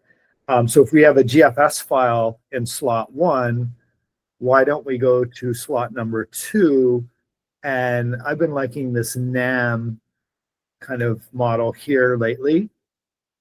We'll give it only goes 4 days out, but let's kind of load another grid file into here. So now we've got, you'll notice on this icon up here, we've got 2 green arrows, and that kind of represents that we have 2 of the 3 grid slots filled. And right now we're looking at an overlay of both of them. So this is grid 1, the GFS model. Grid 2, the NAM model, quite a bit different actually. And then the overlay of both of them. So when we're optimizing our route, which is kind of what we'll get into next, where we tell the software to use different bits of weather data to get us to our route the best way possible, we can have it factor in different models or just one or the other. So that's kind of what this button up here does. Chris, or anyone on the call, are you guys familiar? Are you aware of like historical accuracy historically for each of the models? I just find it, like some days you look at the models and it's like, wow, GFS is so different than the rest, or whatever, icon or what, and it's like, and then at the end of the day you go, wow, that was the right one. But how frequently are one of the models the correct forecast? I'm just wondering if anyone's tracking that. I'm assuming everyone's got will have a slightly different answer. I think in the larger and wider the body of area is without any land or interference, the more accurate one of the models will be. But my experience is like when you're just primarily sailing around here in this basin in Toronto, I don't think any of them are particularly accurate on any given day, but they're about if it's like 30, it's going to be windy that day. Yeah, for sure. 5, it probably won't be, but yeah, around Lake Ontario, I haven't had much sex. But Pierre, you probably notice where you're at. It's if there's a Mistral, there's a Mistral, and it usually is pretty right. Yeah, I'd be curious about, of the models that are out there, which ones are hitting the mark most frequently. Just so, it's like when you do see, say, the EC, the European model, saying something totally different, and it's like, 50% accurate versus everyone else being around 40% accurate, I'd be like, I'm going to believe, the European model today because of that data point, right? But I don't know if anyone's keeping track of that. I guess, it's like weather prediction, right? Like basically it's the best job because you can always be wrong and nobody fires you. Yeah, and I think the answer as well is like for myself, I can't really answer that question because I'm not using the model for the same purpose. Like I'm using GFS because I like to have an idea of the weather in 10 days. Right. Where the local model with a really tiny forecast, but also a close analyze, will only run for 36 or 48 hours. So I'm running GFS to have a really large view. But then for tomorrow, I won't use GFS because GFS won't use the local conditions and stuff like that. Right. You won't tell me it's 15 there and 2 kilometers away it's 13. It'll tell me around there it'll be 15-ish. Okay. So to say that GFS is right or that the local one is wrong, it's really tough. And in 10 days, I can't have the local one except 2 days before.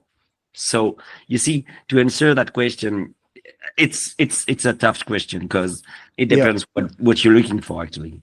No, that's actually a really good You're point. saying there are a lot of different models, and like particularly close to land, a lot of the models don't do super great. But for example, I think it was in the Olympics in Atlanta, they ran like a micro model to figure out rain around Atlanta during the and it was an extremely, extremely small model just around Atlanta. So it was specialized for that. So a lot is picking the model. For Lake Ontario, there actually is a gem lamb, like a local model, but I haven't seen it publicly available, which specifically kind of looks at the Lake Ontario kind of area.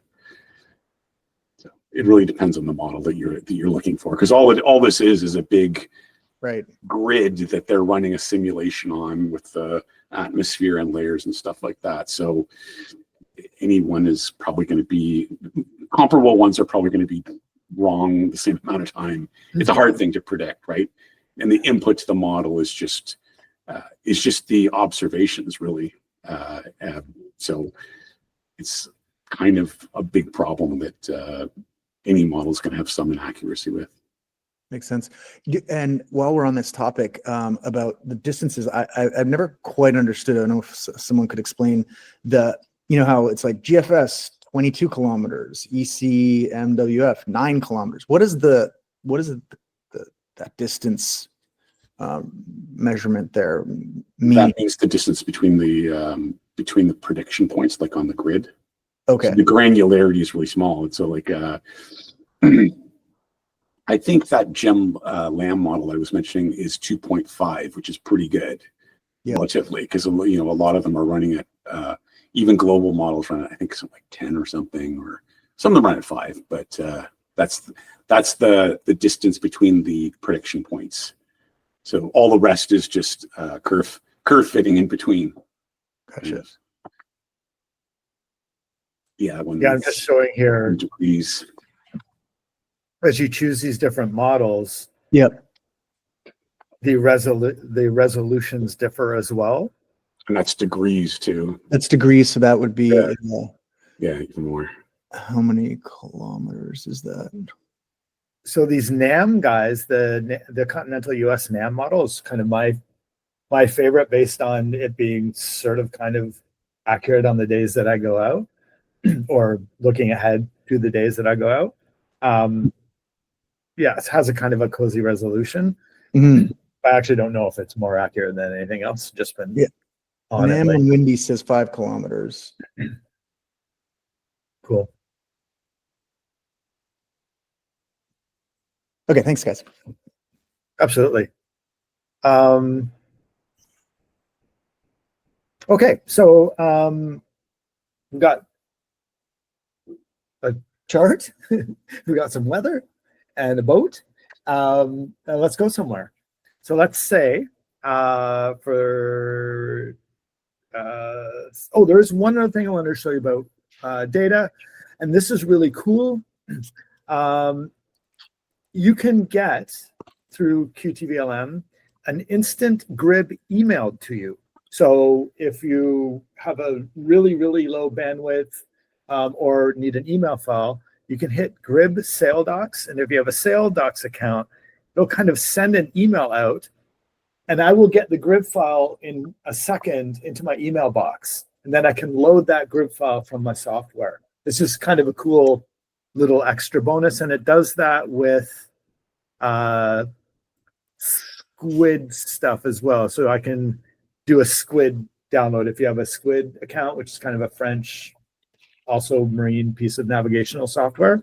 But it's kind of neat if you do want that hard Grib file somewhere in an email. All right, so we've got some weather. We want to go, let's say, we'll do that 100-mile race from Toronto down Burlington over to Niagara and back. So the way things work in QTVLM, if you right-click, you can create a mark. All kinds of information associated with a mark, but it kind of defaults to giving it a name of POI, and I'll call it POI, or point of interest. You can tag it as a mark or a beacon. POI works, and there's a variety of reasons for that. You can tell it that you want to leave it to starboard or port. I don't know, why don't we say that we will leave this one to starboard? You can just leave it blank if you want. You can lock it. You can create a circle around it so it stands out better. But essentially, it's as simple as naming it to create a point of interest or a mark. The way I usually set up a routing or a race, beforehand, I'll load up all my waypoints. I'll do them all from scratch here just because we're all together. So I know we're going to want to go down somewhere around here. We'll just call this POI 2, and we'll leave it to port. Okay, and I know if we put on our vector, we're not going to get that weird. I don't think we're going to get the. Anyway, there's that kind of weather station marker guy down here somewhere. So let's say that's our mark there. And then we want to get over to Niagara Bars, somewhere right around here. put a mark there and call him number 3. So just really simple adding waypoints. Let's say we're working off sailing instructions and it has a lat long for the marks. When you hit create new mark, you can just enter your latitude and longitude if you want like kind of precise placement. Ooh, I'll just leave that unspecified. Let's name that guy properly here. So I'm just editing him up. I'll have number 4. Okay, so we have, let's say this is the start. We're going to round this guy to port, round this guy also to port. Cool. Then we're going to finish up over here. So that's kind of the lowdown on getting waypoints in. You can also, let's say a pathway want to import, for example, a path. I think I have some kicking around on my desktop here. My desktop is messy. I might not. No, I have no paths kicking around. But anyway, you could import a GPX or a set of waypoints, so to speak. Oh,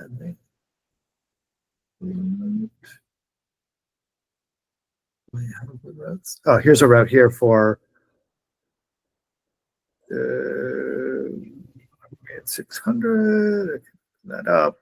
Anyway, and that'll, sorry about your eyes, everybody.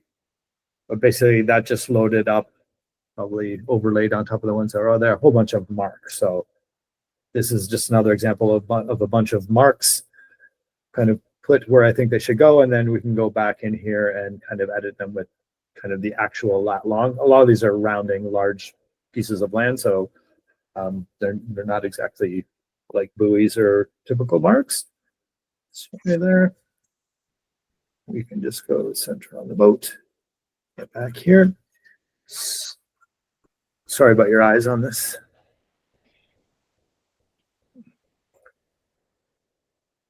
Okay, so we've got this race coming up, and why don't we say that the race is going to be on Tuesday? So just to give us a general idea of what's going on Tuesday, we've got this wind coming from the north, which is good. You can just kind of slide this around, get an idea of how things are changing. Just super big picture. I'll just kind of leave that there. But we want to build a route.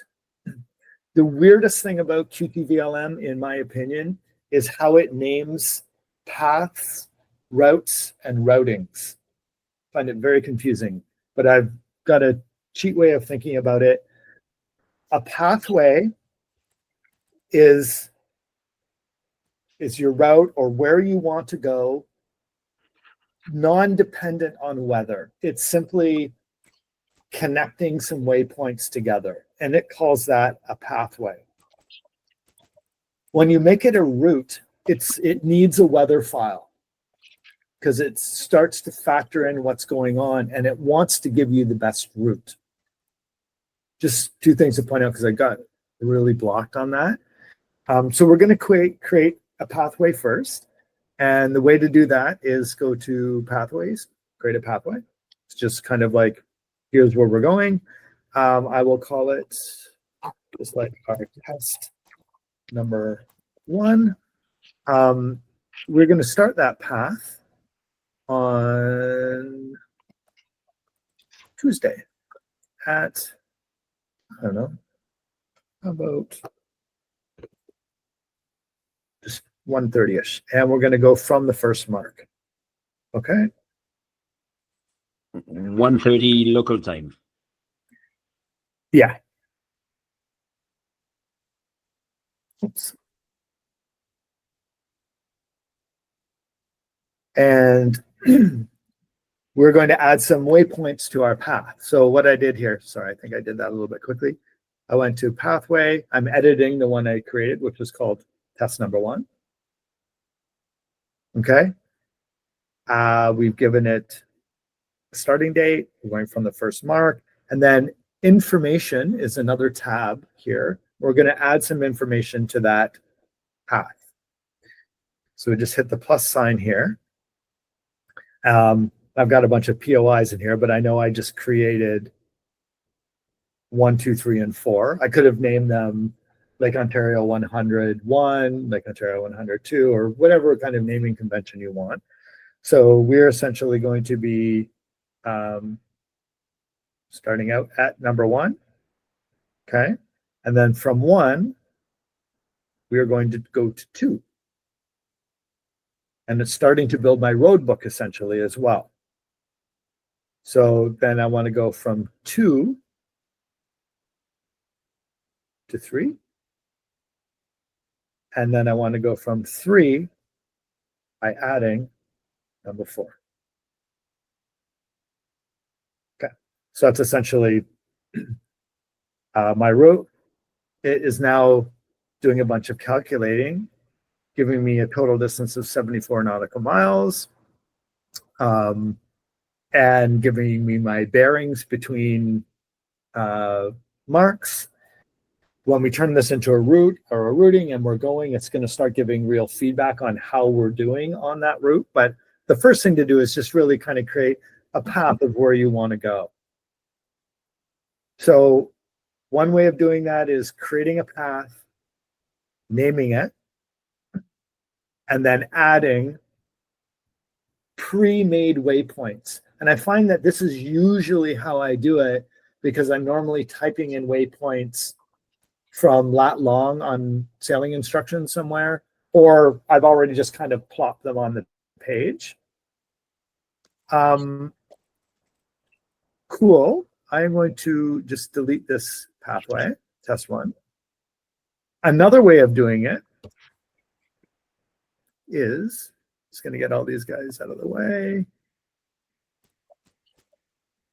The locking feature comes in handy when you're on the boat because it's really easy to drag these guys around unintentionally. Another way of making a pathway is to create a pathway. We'll just call it pathway number 1, and then we'll append POIs. And this way we just create them as we go. So I know I'm going to be down in Burlington, I know I'm going to be somewhere around here, and then I know I'm going to be somewhere there.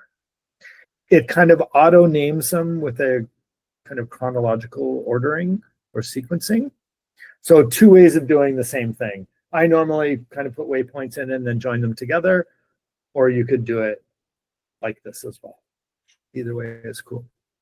Can you zoom in like to get like a lat longe? For sure. So like you did it really quick, obviously, just to show us. But I mean, if you wanted to do it in this method instead of pre-creating the points of interest, can you, if you zoom in, like, does it show you the exact lat longe before you click? It does. Okay, cool. Yeah. 2 ways of doing that. One is your lat long is always going to be accurate to where your cursor is. Yep. So if you look down here, Gotcha. Yep. that's Nice. one way, but the most accurate way would be to right click and edit and then just tune it there. Yeah.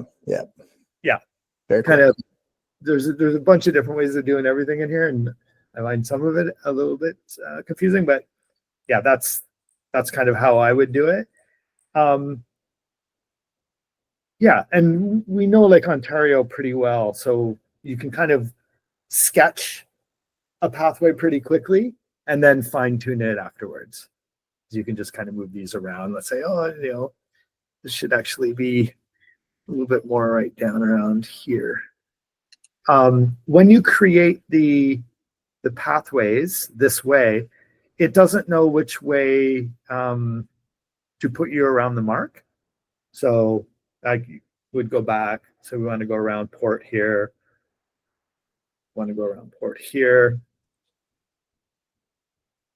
Cool.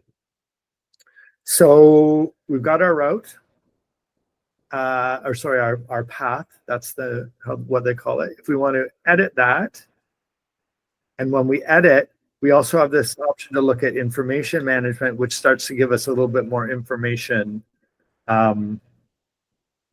about the bearing to the next mark and the distance and that kind of thing. We can start planning a little bit. if we want to turn this into a route, which is where we start to get the real performance out of the software, then the easiest way is to right click and we can create a routing for this pathway. Routes, we can create a route based on a pathway. So what I will do is kind of do it. We will create a routing for this pathway. Okay, so we'll just call it routing 1. We will we'll use pathway number 1. We will keep the starting date, which I think we wanted that to be on the 7th at 1300. Cool. And we're telling the software now to route for us. And just before you click OK, do you want the software to switch from the routing to the route? We'll get the software to switch from the routing to the route. Yeah, that's the last in general setting. That's the last. Yeah. Convert the route to the routing. Again, this is the one tricky thing about the naming in the software. We will leave all those other settings and hit OK. Let's see how this goes. So it's calculating the direction of the wind. Oh, 1 second. So problem here, we got to move our boat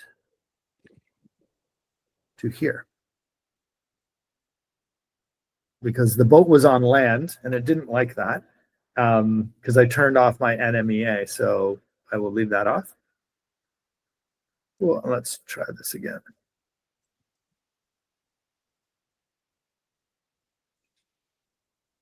Routing from boat, use a path. Thank you. Or to avoid that, do not route from the boat. Start and I remember. Yeah. Cool. Yeah. 7. In the options, we were talking about the different models. That's a possibility here with the multi-routing, just to give you the insight, to create a different routing based on different models. So, for instance, we have 3 different folders for the different models or grids that we download. Let's say GFS, ABC, and DEF. And so you can ask the software to have a routing with the 3 different models, and then you can see which way is the best or the one you want, blah, blah, blah. Sorry for the comment. No, thanks, dude. Good point. I'll leave it as a single routing for now. Yeah, let's go here. So, daytime arrival. So, it's getting us an arrival on the next day at 6:11, 16 hours and 30 minutes. I can continue to optimize this, but I will just leave that. So it's factored in the weather changing over time with our start at 1 o'clock on Tuesday. And it's basically got us following this black line, coming around, coming up. And this is kind of weird. Where the wind is. Yeah, I think he's looking for this wind change or something like that. It's weird because, 1 second, where are we? Then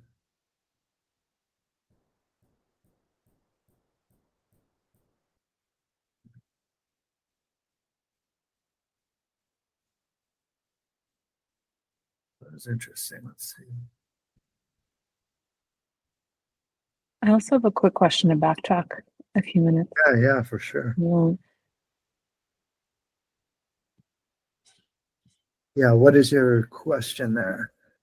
How I missed when you were doing this, but how did you create your route on the pathway that you created? Oh, let's do I'm not this. seeing a way to, it's in routing, not It's routing. all right. I'm going to get rid of these guys. So we've got our path here. Yep. I can create a routing for the path. Okay. I didn't see that option in the menus at the top. We're not routing from a boat. We're It's using a pathway. Cool. It's a right Thank click. And the Yeah. date.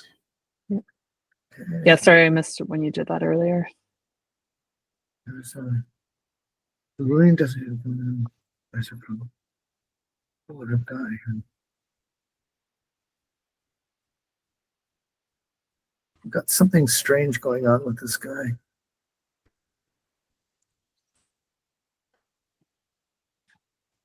You ran aground there at the I think I did. Niagara. Uh-oh. Okay.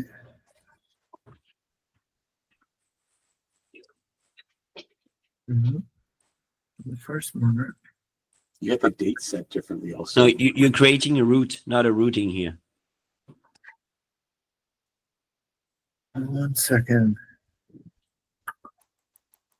How do you explain that? I keep stumbling on this. How do you explain this between a route and a routing? Because I find that a route is when you associate weather, but you're not active. Does that sound like the right wording, or does that sound weird? Is the question for me? Yeah, or just in general. Yeah, more to you because you know more about Okay. nomenclature. So my understanding is the routing is the action to combine a direction, a way, either pathway with several POIs or whatsoever, and so to combine that way with the weather and the photo and blah blah blah. That's the routing action. And then the pathway is only I want to go from Marseille to Mallorca. That's it. And then in the middle, you have the route, which is the result of the calculation routing and the pathway you request. Gotcha. I think I know what's happening. I think I've got So a route is kind of the output of the two. The Right? route You is don't the just output. create a route in isolation. In isolation, you combine a pathway And- with a routing. And Yes. And so the You get a route is linked to the weather, it's linked to the boat, it's the result of the whole calculation. I think that the routing could be viewed as a time-dependent route.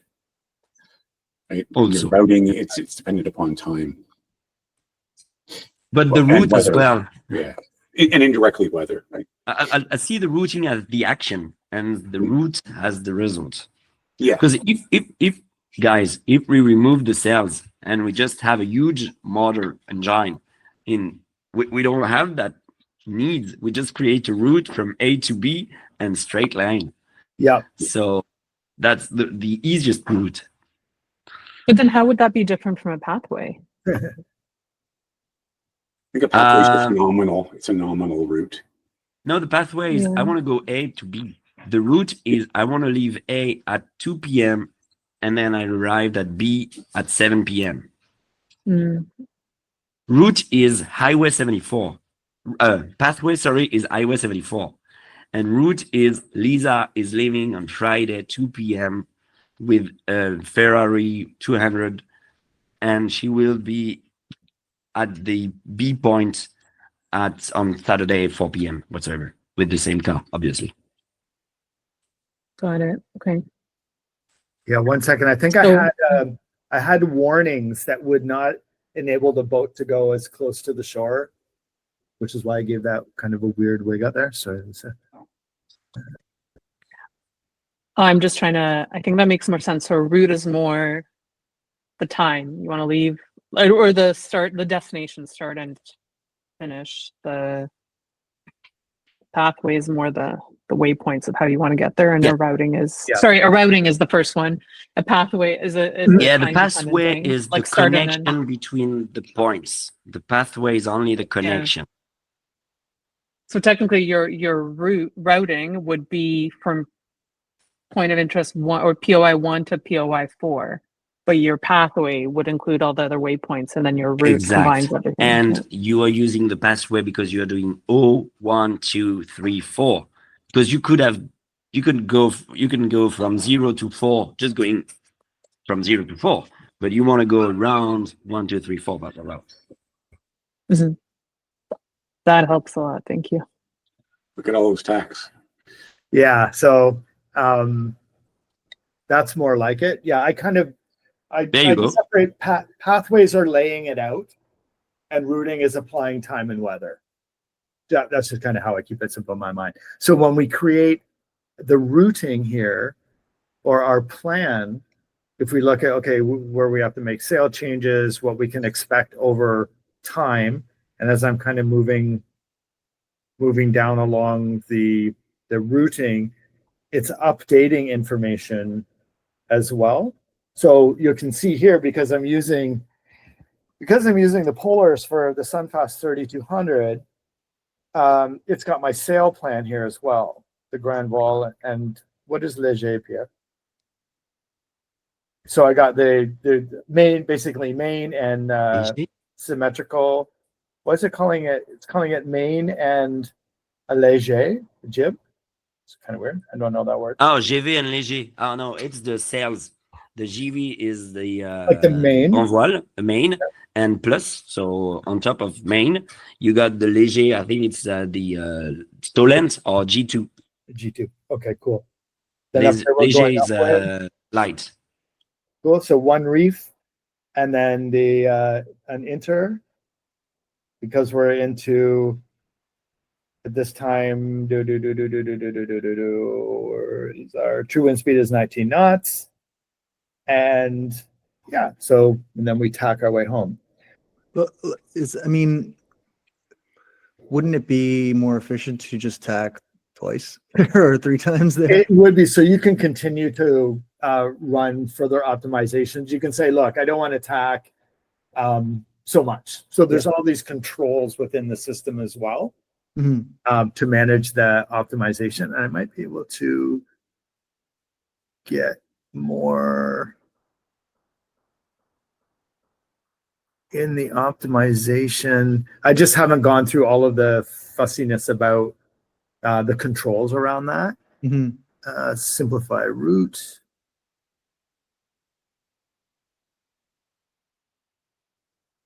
And I won't get into that because I'm going to have to go into some settings and It's like, figure that. But basically, yeah, you could say like, look, I don't want to tack that many times. Yeah. This is kind of our just raw output, get your hands into the software kind of thing. So yeah, if we were to, I'm just going to almost start over again. Oh, yeah, okay. Yeah, Pete, what are you thinking? Yeah, maybe you can just, before deleting, maybe don't delete. Yeah. Oh, delete. Oh, sorry. No worries. Let's go. Do another time. Because something I use on top of the chart as well, because the chart is really cool and you see where you go, and sometimes the reefs and the main, whatever, sails, or the way you should turn around islands, or if you go more north or south. But what I use as well is the table. You really have a nice table at the end that gives you a really tiny way of looking at your voyage, where you have all the information, the speed of wind. Yeah, that's the perfect table. This is I call it a road book. So before we even get going, I know when we're going to have to do a sail change. I get an idea of what the wind conditions are going to be like. Yeah. And then totally great point. Is that based on sail data that you put in for your boat? Or are those just generic recommendations? This is just according to the polars, because with the 3200, I don't know, it had a sail plan mapped in. I noticed that when we looked under our boat setting, we have sail configurations, and it looks like there's a sample sail definition loaded up in here. Got it. So when you do your polars and your own sail plan, those recommendations would be based on your sails that you input. I don't have that. So mine, it just wouldn't say anything in that space. Got it.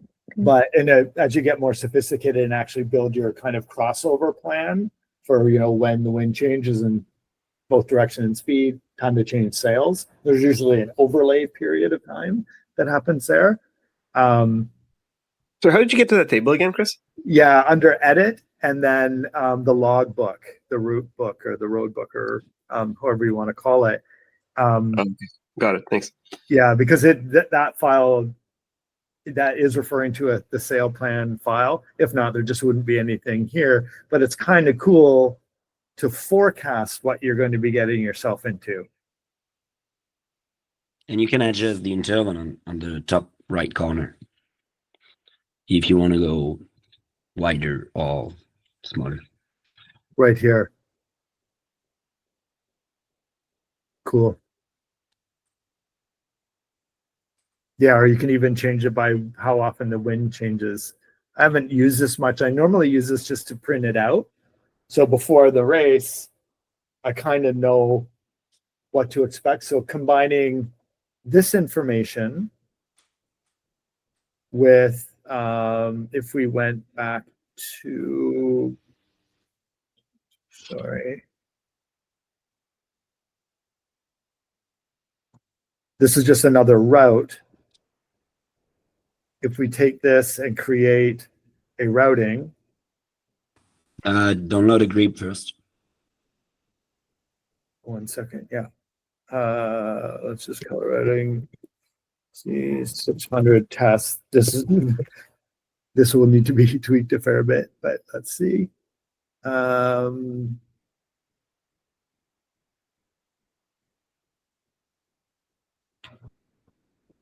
Let's just throw a grid file over here.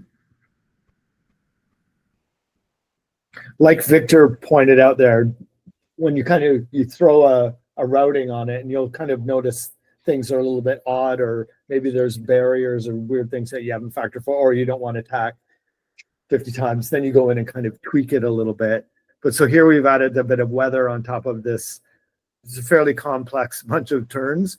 So I'm not really sure what we're going to expect without some fine tuning here, but let's just say we create a routing, routing 8. And let's just see what happens here. Oh,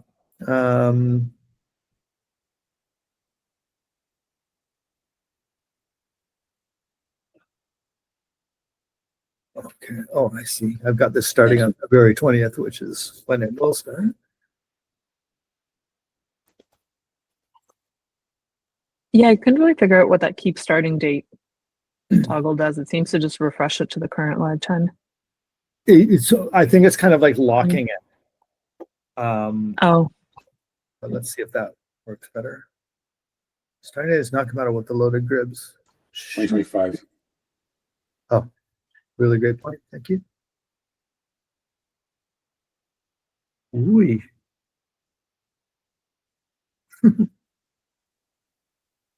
Okay, so the grid's not long enough.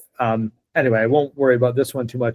The point that I wanted to highlight here was that on the pathway, actually it's doing super optimization right now. I'll just abort that. When we get to the pathway here, oops. Yes, I'll just keep this as a path, and we edit it, and we go to the information management. Here's, in combination with the wind changing and the sail plan changes, this is just a really great kind of road book. So these come in handy even for almond races. When you plug in, we've got 4 different marks, and sometimes we go around and around again. This kind of instantly gives me my bearing to next mark and the distance. So I don't need to be kind of marking my boat up and having kind of just different pieces of paper and stuff like that around. So that using a pathway is also a really easy way just to get all of your bearings to marks. Just a bit of a hack there. So back to our world. Hey, Chris, just a side question on your Caribbean 600 routing. Looks great, by the way. No, there's not that much tide effects in the Caribbean, but are you able to factor in for that? And how do they do that on this software? For sure, for sure. And the tide part isn't my strong point. let me just get rid of these group file overlays. These two guys here are your kind of title fellows. So in the data, we can download harmonics for both tides and currents. So let me load some tides. Well, no. So is that harmonics? Oh, load tides. Okay. Yeah. And I may need to download Yeah. those separately. I don't do a whole lot of. I'm getting an error message saying undefined. Yeah, you sorry. need to, in the configuration of QTVLM, you need to inform the system where you want to download the title and the currents information for these harmonics people whatsoever. Gotcha. Do you know how to do that, Pierre? Yes, but it's more expensive. Oh, okay. It costs Oh, money. That's for the that's for the weather service, right? Yeah. I see. Gotcha. Gotcha. Yeah, I'm looking at the configuration screen for it, and it asks you to load the stations, the reference stations. Yeah. Or I think, oh no, the weather stations. Okay, you should be able to get the NOA It might station. be possible. Oh no, but it asks you to upload it from your computer. Okay. Yeah, sorry, I don't well, think there's a server option. I've got to get down with my tides. My normal concern with tides is piloting the boat and knowing when to get into harbor, and then I just switch over to Navionics for the tide feature. But yeah, good question. Yeah, no, not as important, I think, in the Caribbean or the Mediterranean, especially not Ontario. But if you're in open water somewhere, Yeah, doing the fastnet, for example, it's going to be important. absolutely. That's just, I wanted to show you some other cool stuff. Okay, let's just get rid of that.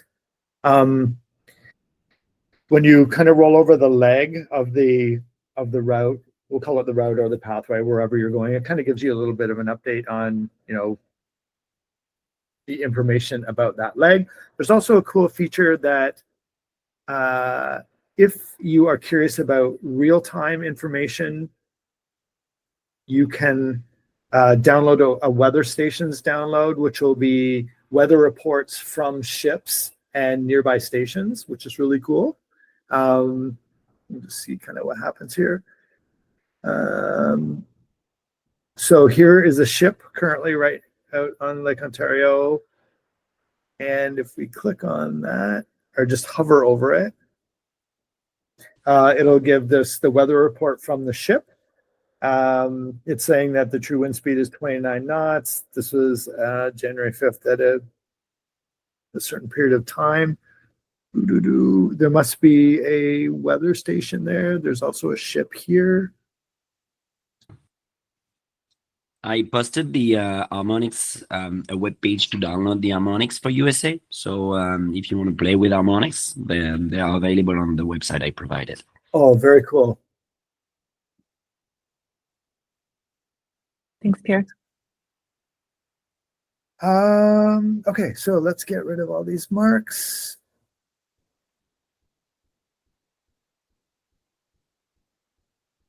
Okay, get rid of all these weather report fellows.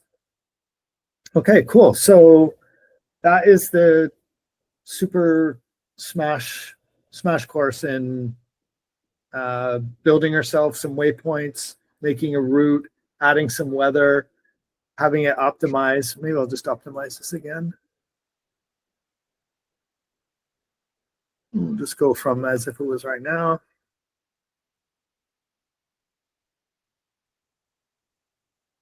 Oops.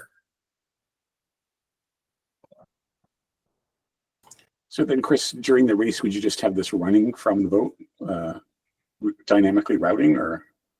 Yeah, so during the race, your boat will be following along on the path. And then what you can do is just kind of tell it to continue to optimize the route based on an updated grid file and what's going on. Mm-hmm. And so usually I have just an iPad. I use an iPad on the deck to view this. Sometimes a laptop downstairs. Sometimes I'm just doing this all on an iPad itself. So the route itself is just a combination of different POIs that you can really see, but that's the way it's working. And so you can either activate the route. So that'll tell you, okay, there you are. So in order to go to the next POI of the route, not only from of the pathway, but also from the route, then you go bearing 32 degrees and it'll be 5 knots, 5 miles, whatever. One point. And the other possibility is also to reroute, not from as we have that tickle case in the configuration panel, but to route to create the routing from the boat, because you got a new grid from satellite or whatever, and you want to create a new routing for the boat using the same pathway. Yeah. And then you create a new routing, which will give you a new route that you can activate and have new information to as cross information. Yeah, and I just wanted to show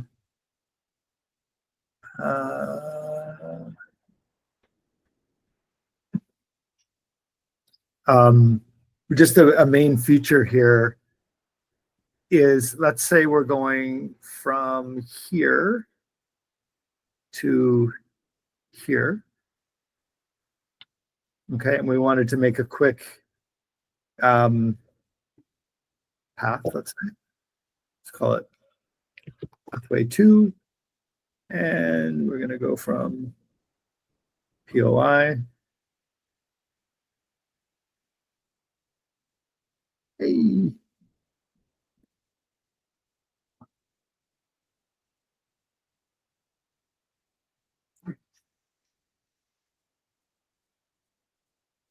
Okay. Few things. One is I can just turn on my instruments, which I failed to mention earlier. So if I go to boat instruments and show instruments, you can kind of customize how you want all your telemetry to be kind of displayed on your screen. Just a thing to notice, as well as turning AIS on and all kinds of other stuff. So then you have one view with, I just don't have any telemetry hooked up here right now. If I turn on my NMEA, that will start to pick up on my GPS. So I like to have speed over ground kind of big and out in front of me, course over ground underneath. If we're going to go here as a next waypoint, then it'll start to populate the course to next mark, which is from the boat to the next mark, the distance to the next mark, and our velocity made course to the next mark.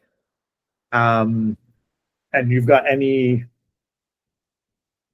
how do I phrase this? If we configure our instruments, you have any kind of possible instrument almost that you can imagine can be displayed on the screen. I also like kind of like a long, this will give me kind of speed over ground over time as it tracks my course. Anyway, just also want to just show that you can actually have telemetry displayed on your screen. As you move through waypoints, it's going to be updating your distance, course, and VM to waypoint. I don't have my wind stuff hooked up just because I'm sitting at home, but normally I like looking at true wind angle, true wind speed, and true wind direction, depth, and overall pressure. But one of the cool things about the software is if you want to play around, you can go boat and go into navigation simulation mode. So then I can put my boat, whoops, come on. Sorry, because my GPS is hooked up, I'm not able to move my boat. But if I were to basically get this boat off, actually, it'll even work on land. So my boat's here, and I can steer it. It's a little bit hard to see. It's a janky interface, I understand. I can steer my boat by using this kind of rudder control thing here. I'm just going to get it pointing to the first POI.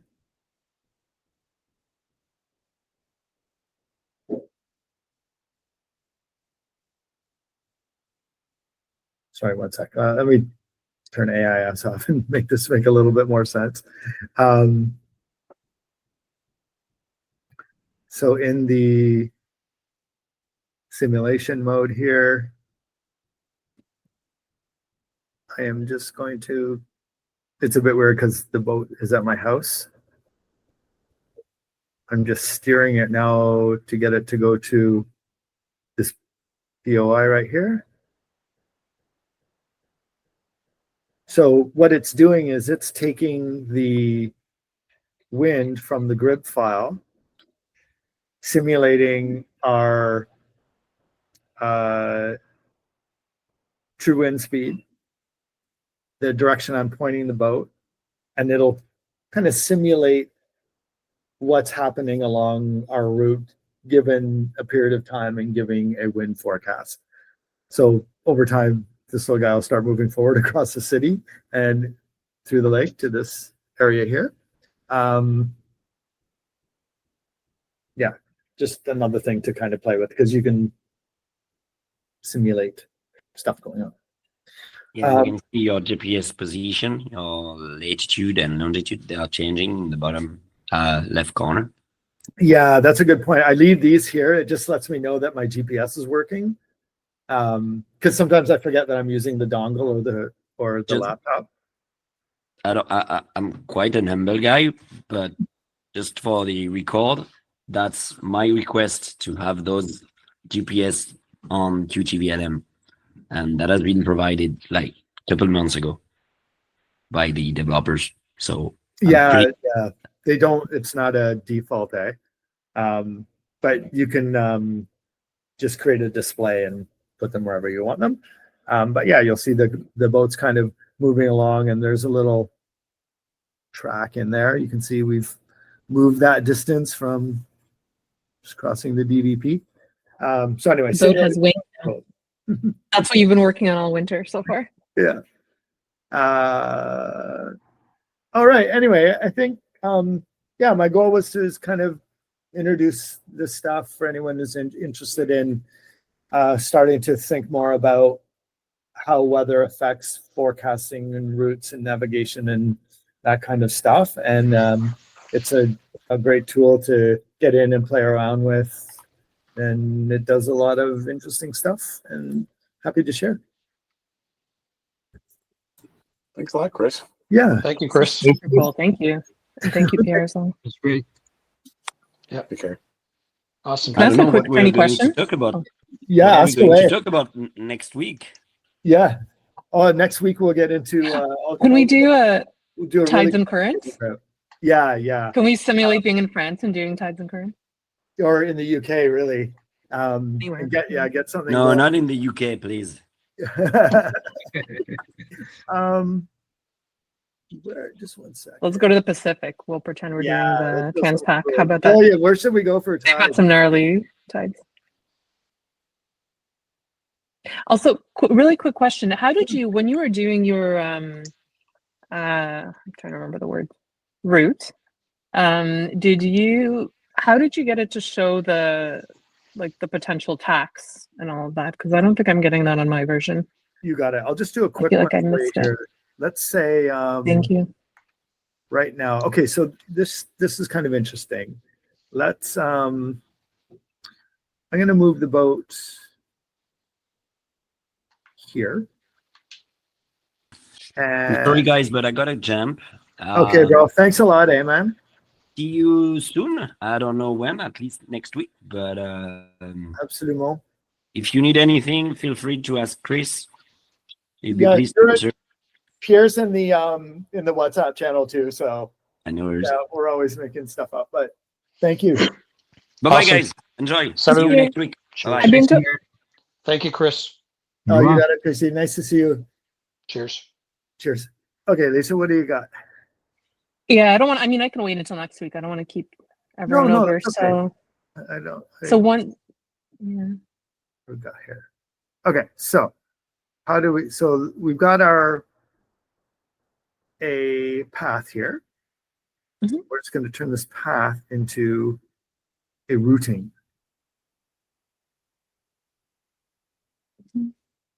Okay. Cool.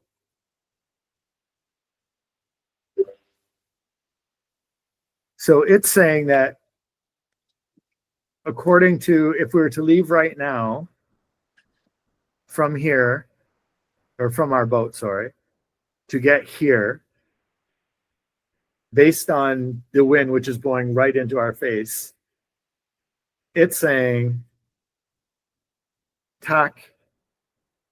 Okay. So that was the default setting. Well, that was how it optimized based on this grid file that we have here. Because it looks like that wind is doing just a little bit of a veer.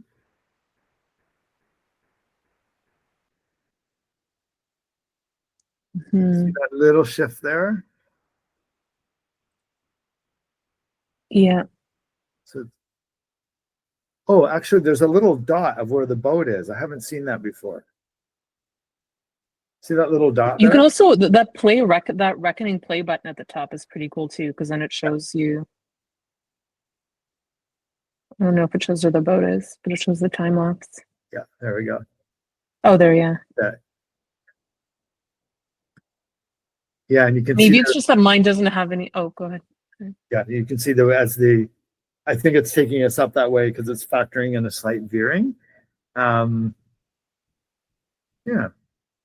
You know what? I think it's maybe just that mine doesn't have any really strong tacks. It has some light, for whatever reason. Okay. Do you want to go through it? Only if you have a few minutes. I don't Yeah. want to keep you forever. Yeah, I'm cool. Let me share my You screen. want to share your screen? Yeah, 1 second. Mhm. Stuff this guy. Oh, I think I forgot to record this. Crap. Should have recorded it right from the beginning.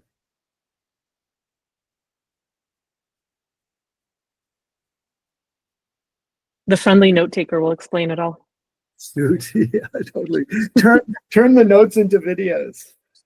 That's the next level of Okay, AI awesome. reconstruct So, the past. take over the screen here. All right. Videos. One sec. I'm using the new Meet app, and apparently I never gave it permissions to screen share. 1 sec.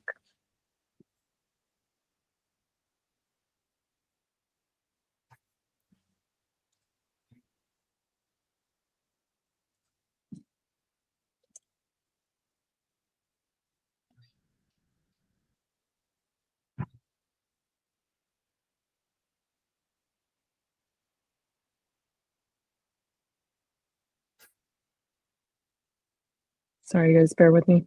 No worries. I don't know if you saw, but Meet now has a desktop app, like a desktop client. And it doesn't want to share my screen. Okay, do you want to tell me what to do? I'll share my screen and say do it. It's okay. I mean, I think what's happening maybe it's just however I set up the waypoints, maybe just doesn't result in the same, like they seem to be more gradual transitions. I don't And know. I've also mucked around with so many settings in my version Yeah. of QTVLM as well. I'm assuming yours is a fairly recent download. I've really, like when Victor pointed out like all those tacks, I've gone in and modified all kinds of weird stuff too. So that may have something to do with it. It's heavy duty, like each of those little things in the menu leads to like 8 million more things in another menu, and you can control all of that stuff. I try not to break it. I normally use it for really those two outputs. One is the road book where it tells me right away where all the marks are, the distance to next mark, so I know that. And then when sail changes are likely to happen, even if it's just a little bit where I can kind of go, okay, we're gonna have to do 10 sail changes tomorrow. It's like, all right, I better get to bed early versus kind of like, oh, it looks like we've got 2 waypoints and just like, this is really easy. But I guess none of this matters really for anything that's kind of less than 5 hours. you just go out and sail. You don't really like, you can just look at the weather forecast and you kind of know what's going to happen. But when Mhm. when you get into maybe that loss or 100-miler, because it's 20 hours, things can happen. That's kind of cool. Lake Ontario 300, but really it's designed for offshore racing where you're out there for 3 to 6 or 7 days and a lot can happen, and you're using it to outsmart the other guys because they're all loaded up on software as well, right? And Mhm. but Makes sense. You could use it in well, you were saying you could technically use it for an on-end. I mean, it's kind of short, but yeah, it's gets a fun. little. Yeah, because I have all the almond waypoints. Like I just load them all in, so I kind of delete them all and then load them all up. But I have all the almond waypoints, NYC waypoints, so it's cool. And I go out on my iPad. I got all the waypoints there. You circle around the committee boat, and you go, okay, we're going to go 1 to 3 to do, and the iPad's stuck onto the deck, and now I know, okay, I'm gonna be going this direction to that mark and that direction to the next mark, because they kind of change them at the last minutes. And I've got lost. I think last time we were out, well, I was like, I don't know, I didn't like, there's 2 marks that are sort of close to each other. And we're like, Well, oh yeah, the man, number of that's times further away. I think almost any kind of medium distance race that I've ever been on, it's been a game of who can spot the mark and identify it. Like even among very experienced sailors, Yeah. right? Who in their race before, so you'll probably help in that as well, right? Because then Yeah. you can actually see it. Yeah. Yeah, absolutely. Even if you're making game day decisions. Yeah. And something that I didn't mention or emphasize is that when you have the waypoints in QTVLM, it can send them to your BNG or Ray Marine or NKE display. Oh no, yeah. So on the display, it can go course to next waypoint and distance to next waypoint on the BNG display. So then you know where the mark is, even if you can't see it, because it can send that data to that display. That's really cool too, because it's much easier to plot this out on your computer than sitting there. Like I find those from a UX perspective, it's really hard to build out courses. Totally. Yeah. Totally. Even on like the pretty recent newer boats. Yeah. Because you can export them as a GPX file, put it on a SIM card and shove it into the chart plotter. So that saves you entering the data in the chart plotter. Yeah, that makes sense too. Yeah. I don't know. Awesome. Oh, cool. Yeah, I'll play around with it and see what it is like. Yeah. Awesome. All right. I'm gonna go figure it out. It's so weird, like routing and route. I still don't Yeah. get that. I understand. I tried to write down the definitions. So Chris, how did you plot that Caribbean 600? Did you actually do each point to point and then create a path, a routing? Yeah, I'll just show you really quickly. So on that guy, I actually found somebody's blog post and a very general map, because they don't have the sailing instructions up yet. But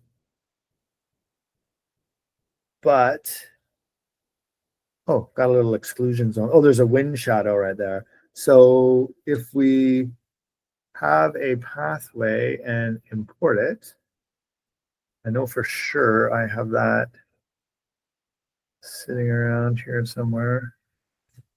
Desktop.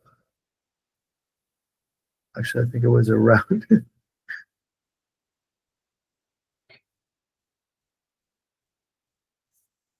Okay, so this is the pathway. Yes. Okay, cool. So that was it. So I just read that, okay, you've got to go around this island. You got to go around this island. And I know the general start and finish. This is the only place where there's a buoy up here. So I just did a bit of a guess. See there. Everything else is just kind of is the marker. Yeah, all the others, it's around it's like around a piece of land. So you kind of do this weird start. You go up around, up here, up across there, and then this big long run down, and then you finish by doing another loop kind of around there.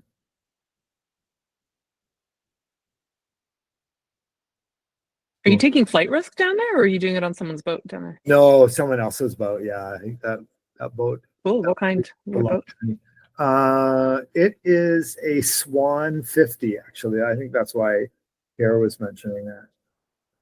Cool. Swan 50. Yeah. Never been on a 50-foot boat. So that'll be interesting. How big of a cruise? The double-handed? No, I wish. 8. That's Yeah. not a lot For for a that size of 50-foot boat, boat. 8 is pretty good. Yeah. Yeah, that's still not a lot for a 50-foot boat. Yeah, 4 on, 4 off. Yeah. Cool. Yeah, that's a comfortable amount. Yeah. So Yeah, you have fun. that'll be That looks cool. That looks awesome. I'm just Googling it. Nice boat. Great. Okay. Thanks, Chris. Yeah, you got it. Well, thank you so much. Yeah, get around. Thanks Yeah. for entertaining all my questions. Yeah. Okay, see you guys. Yeah. See you next week. Peace Okay. out.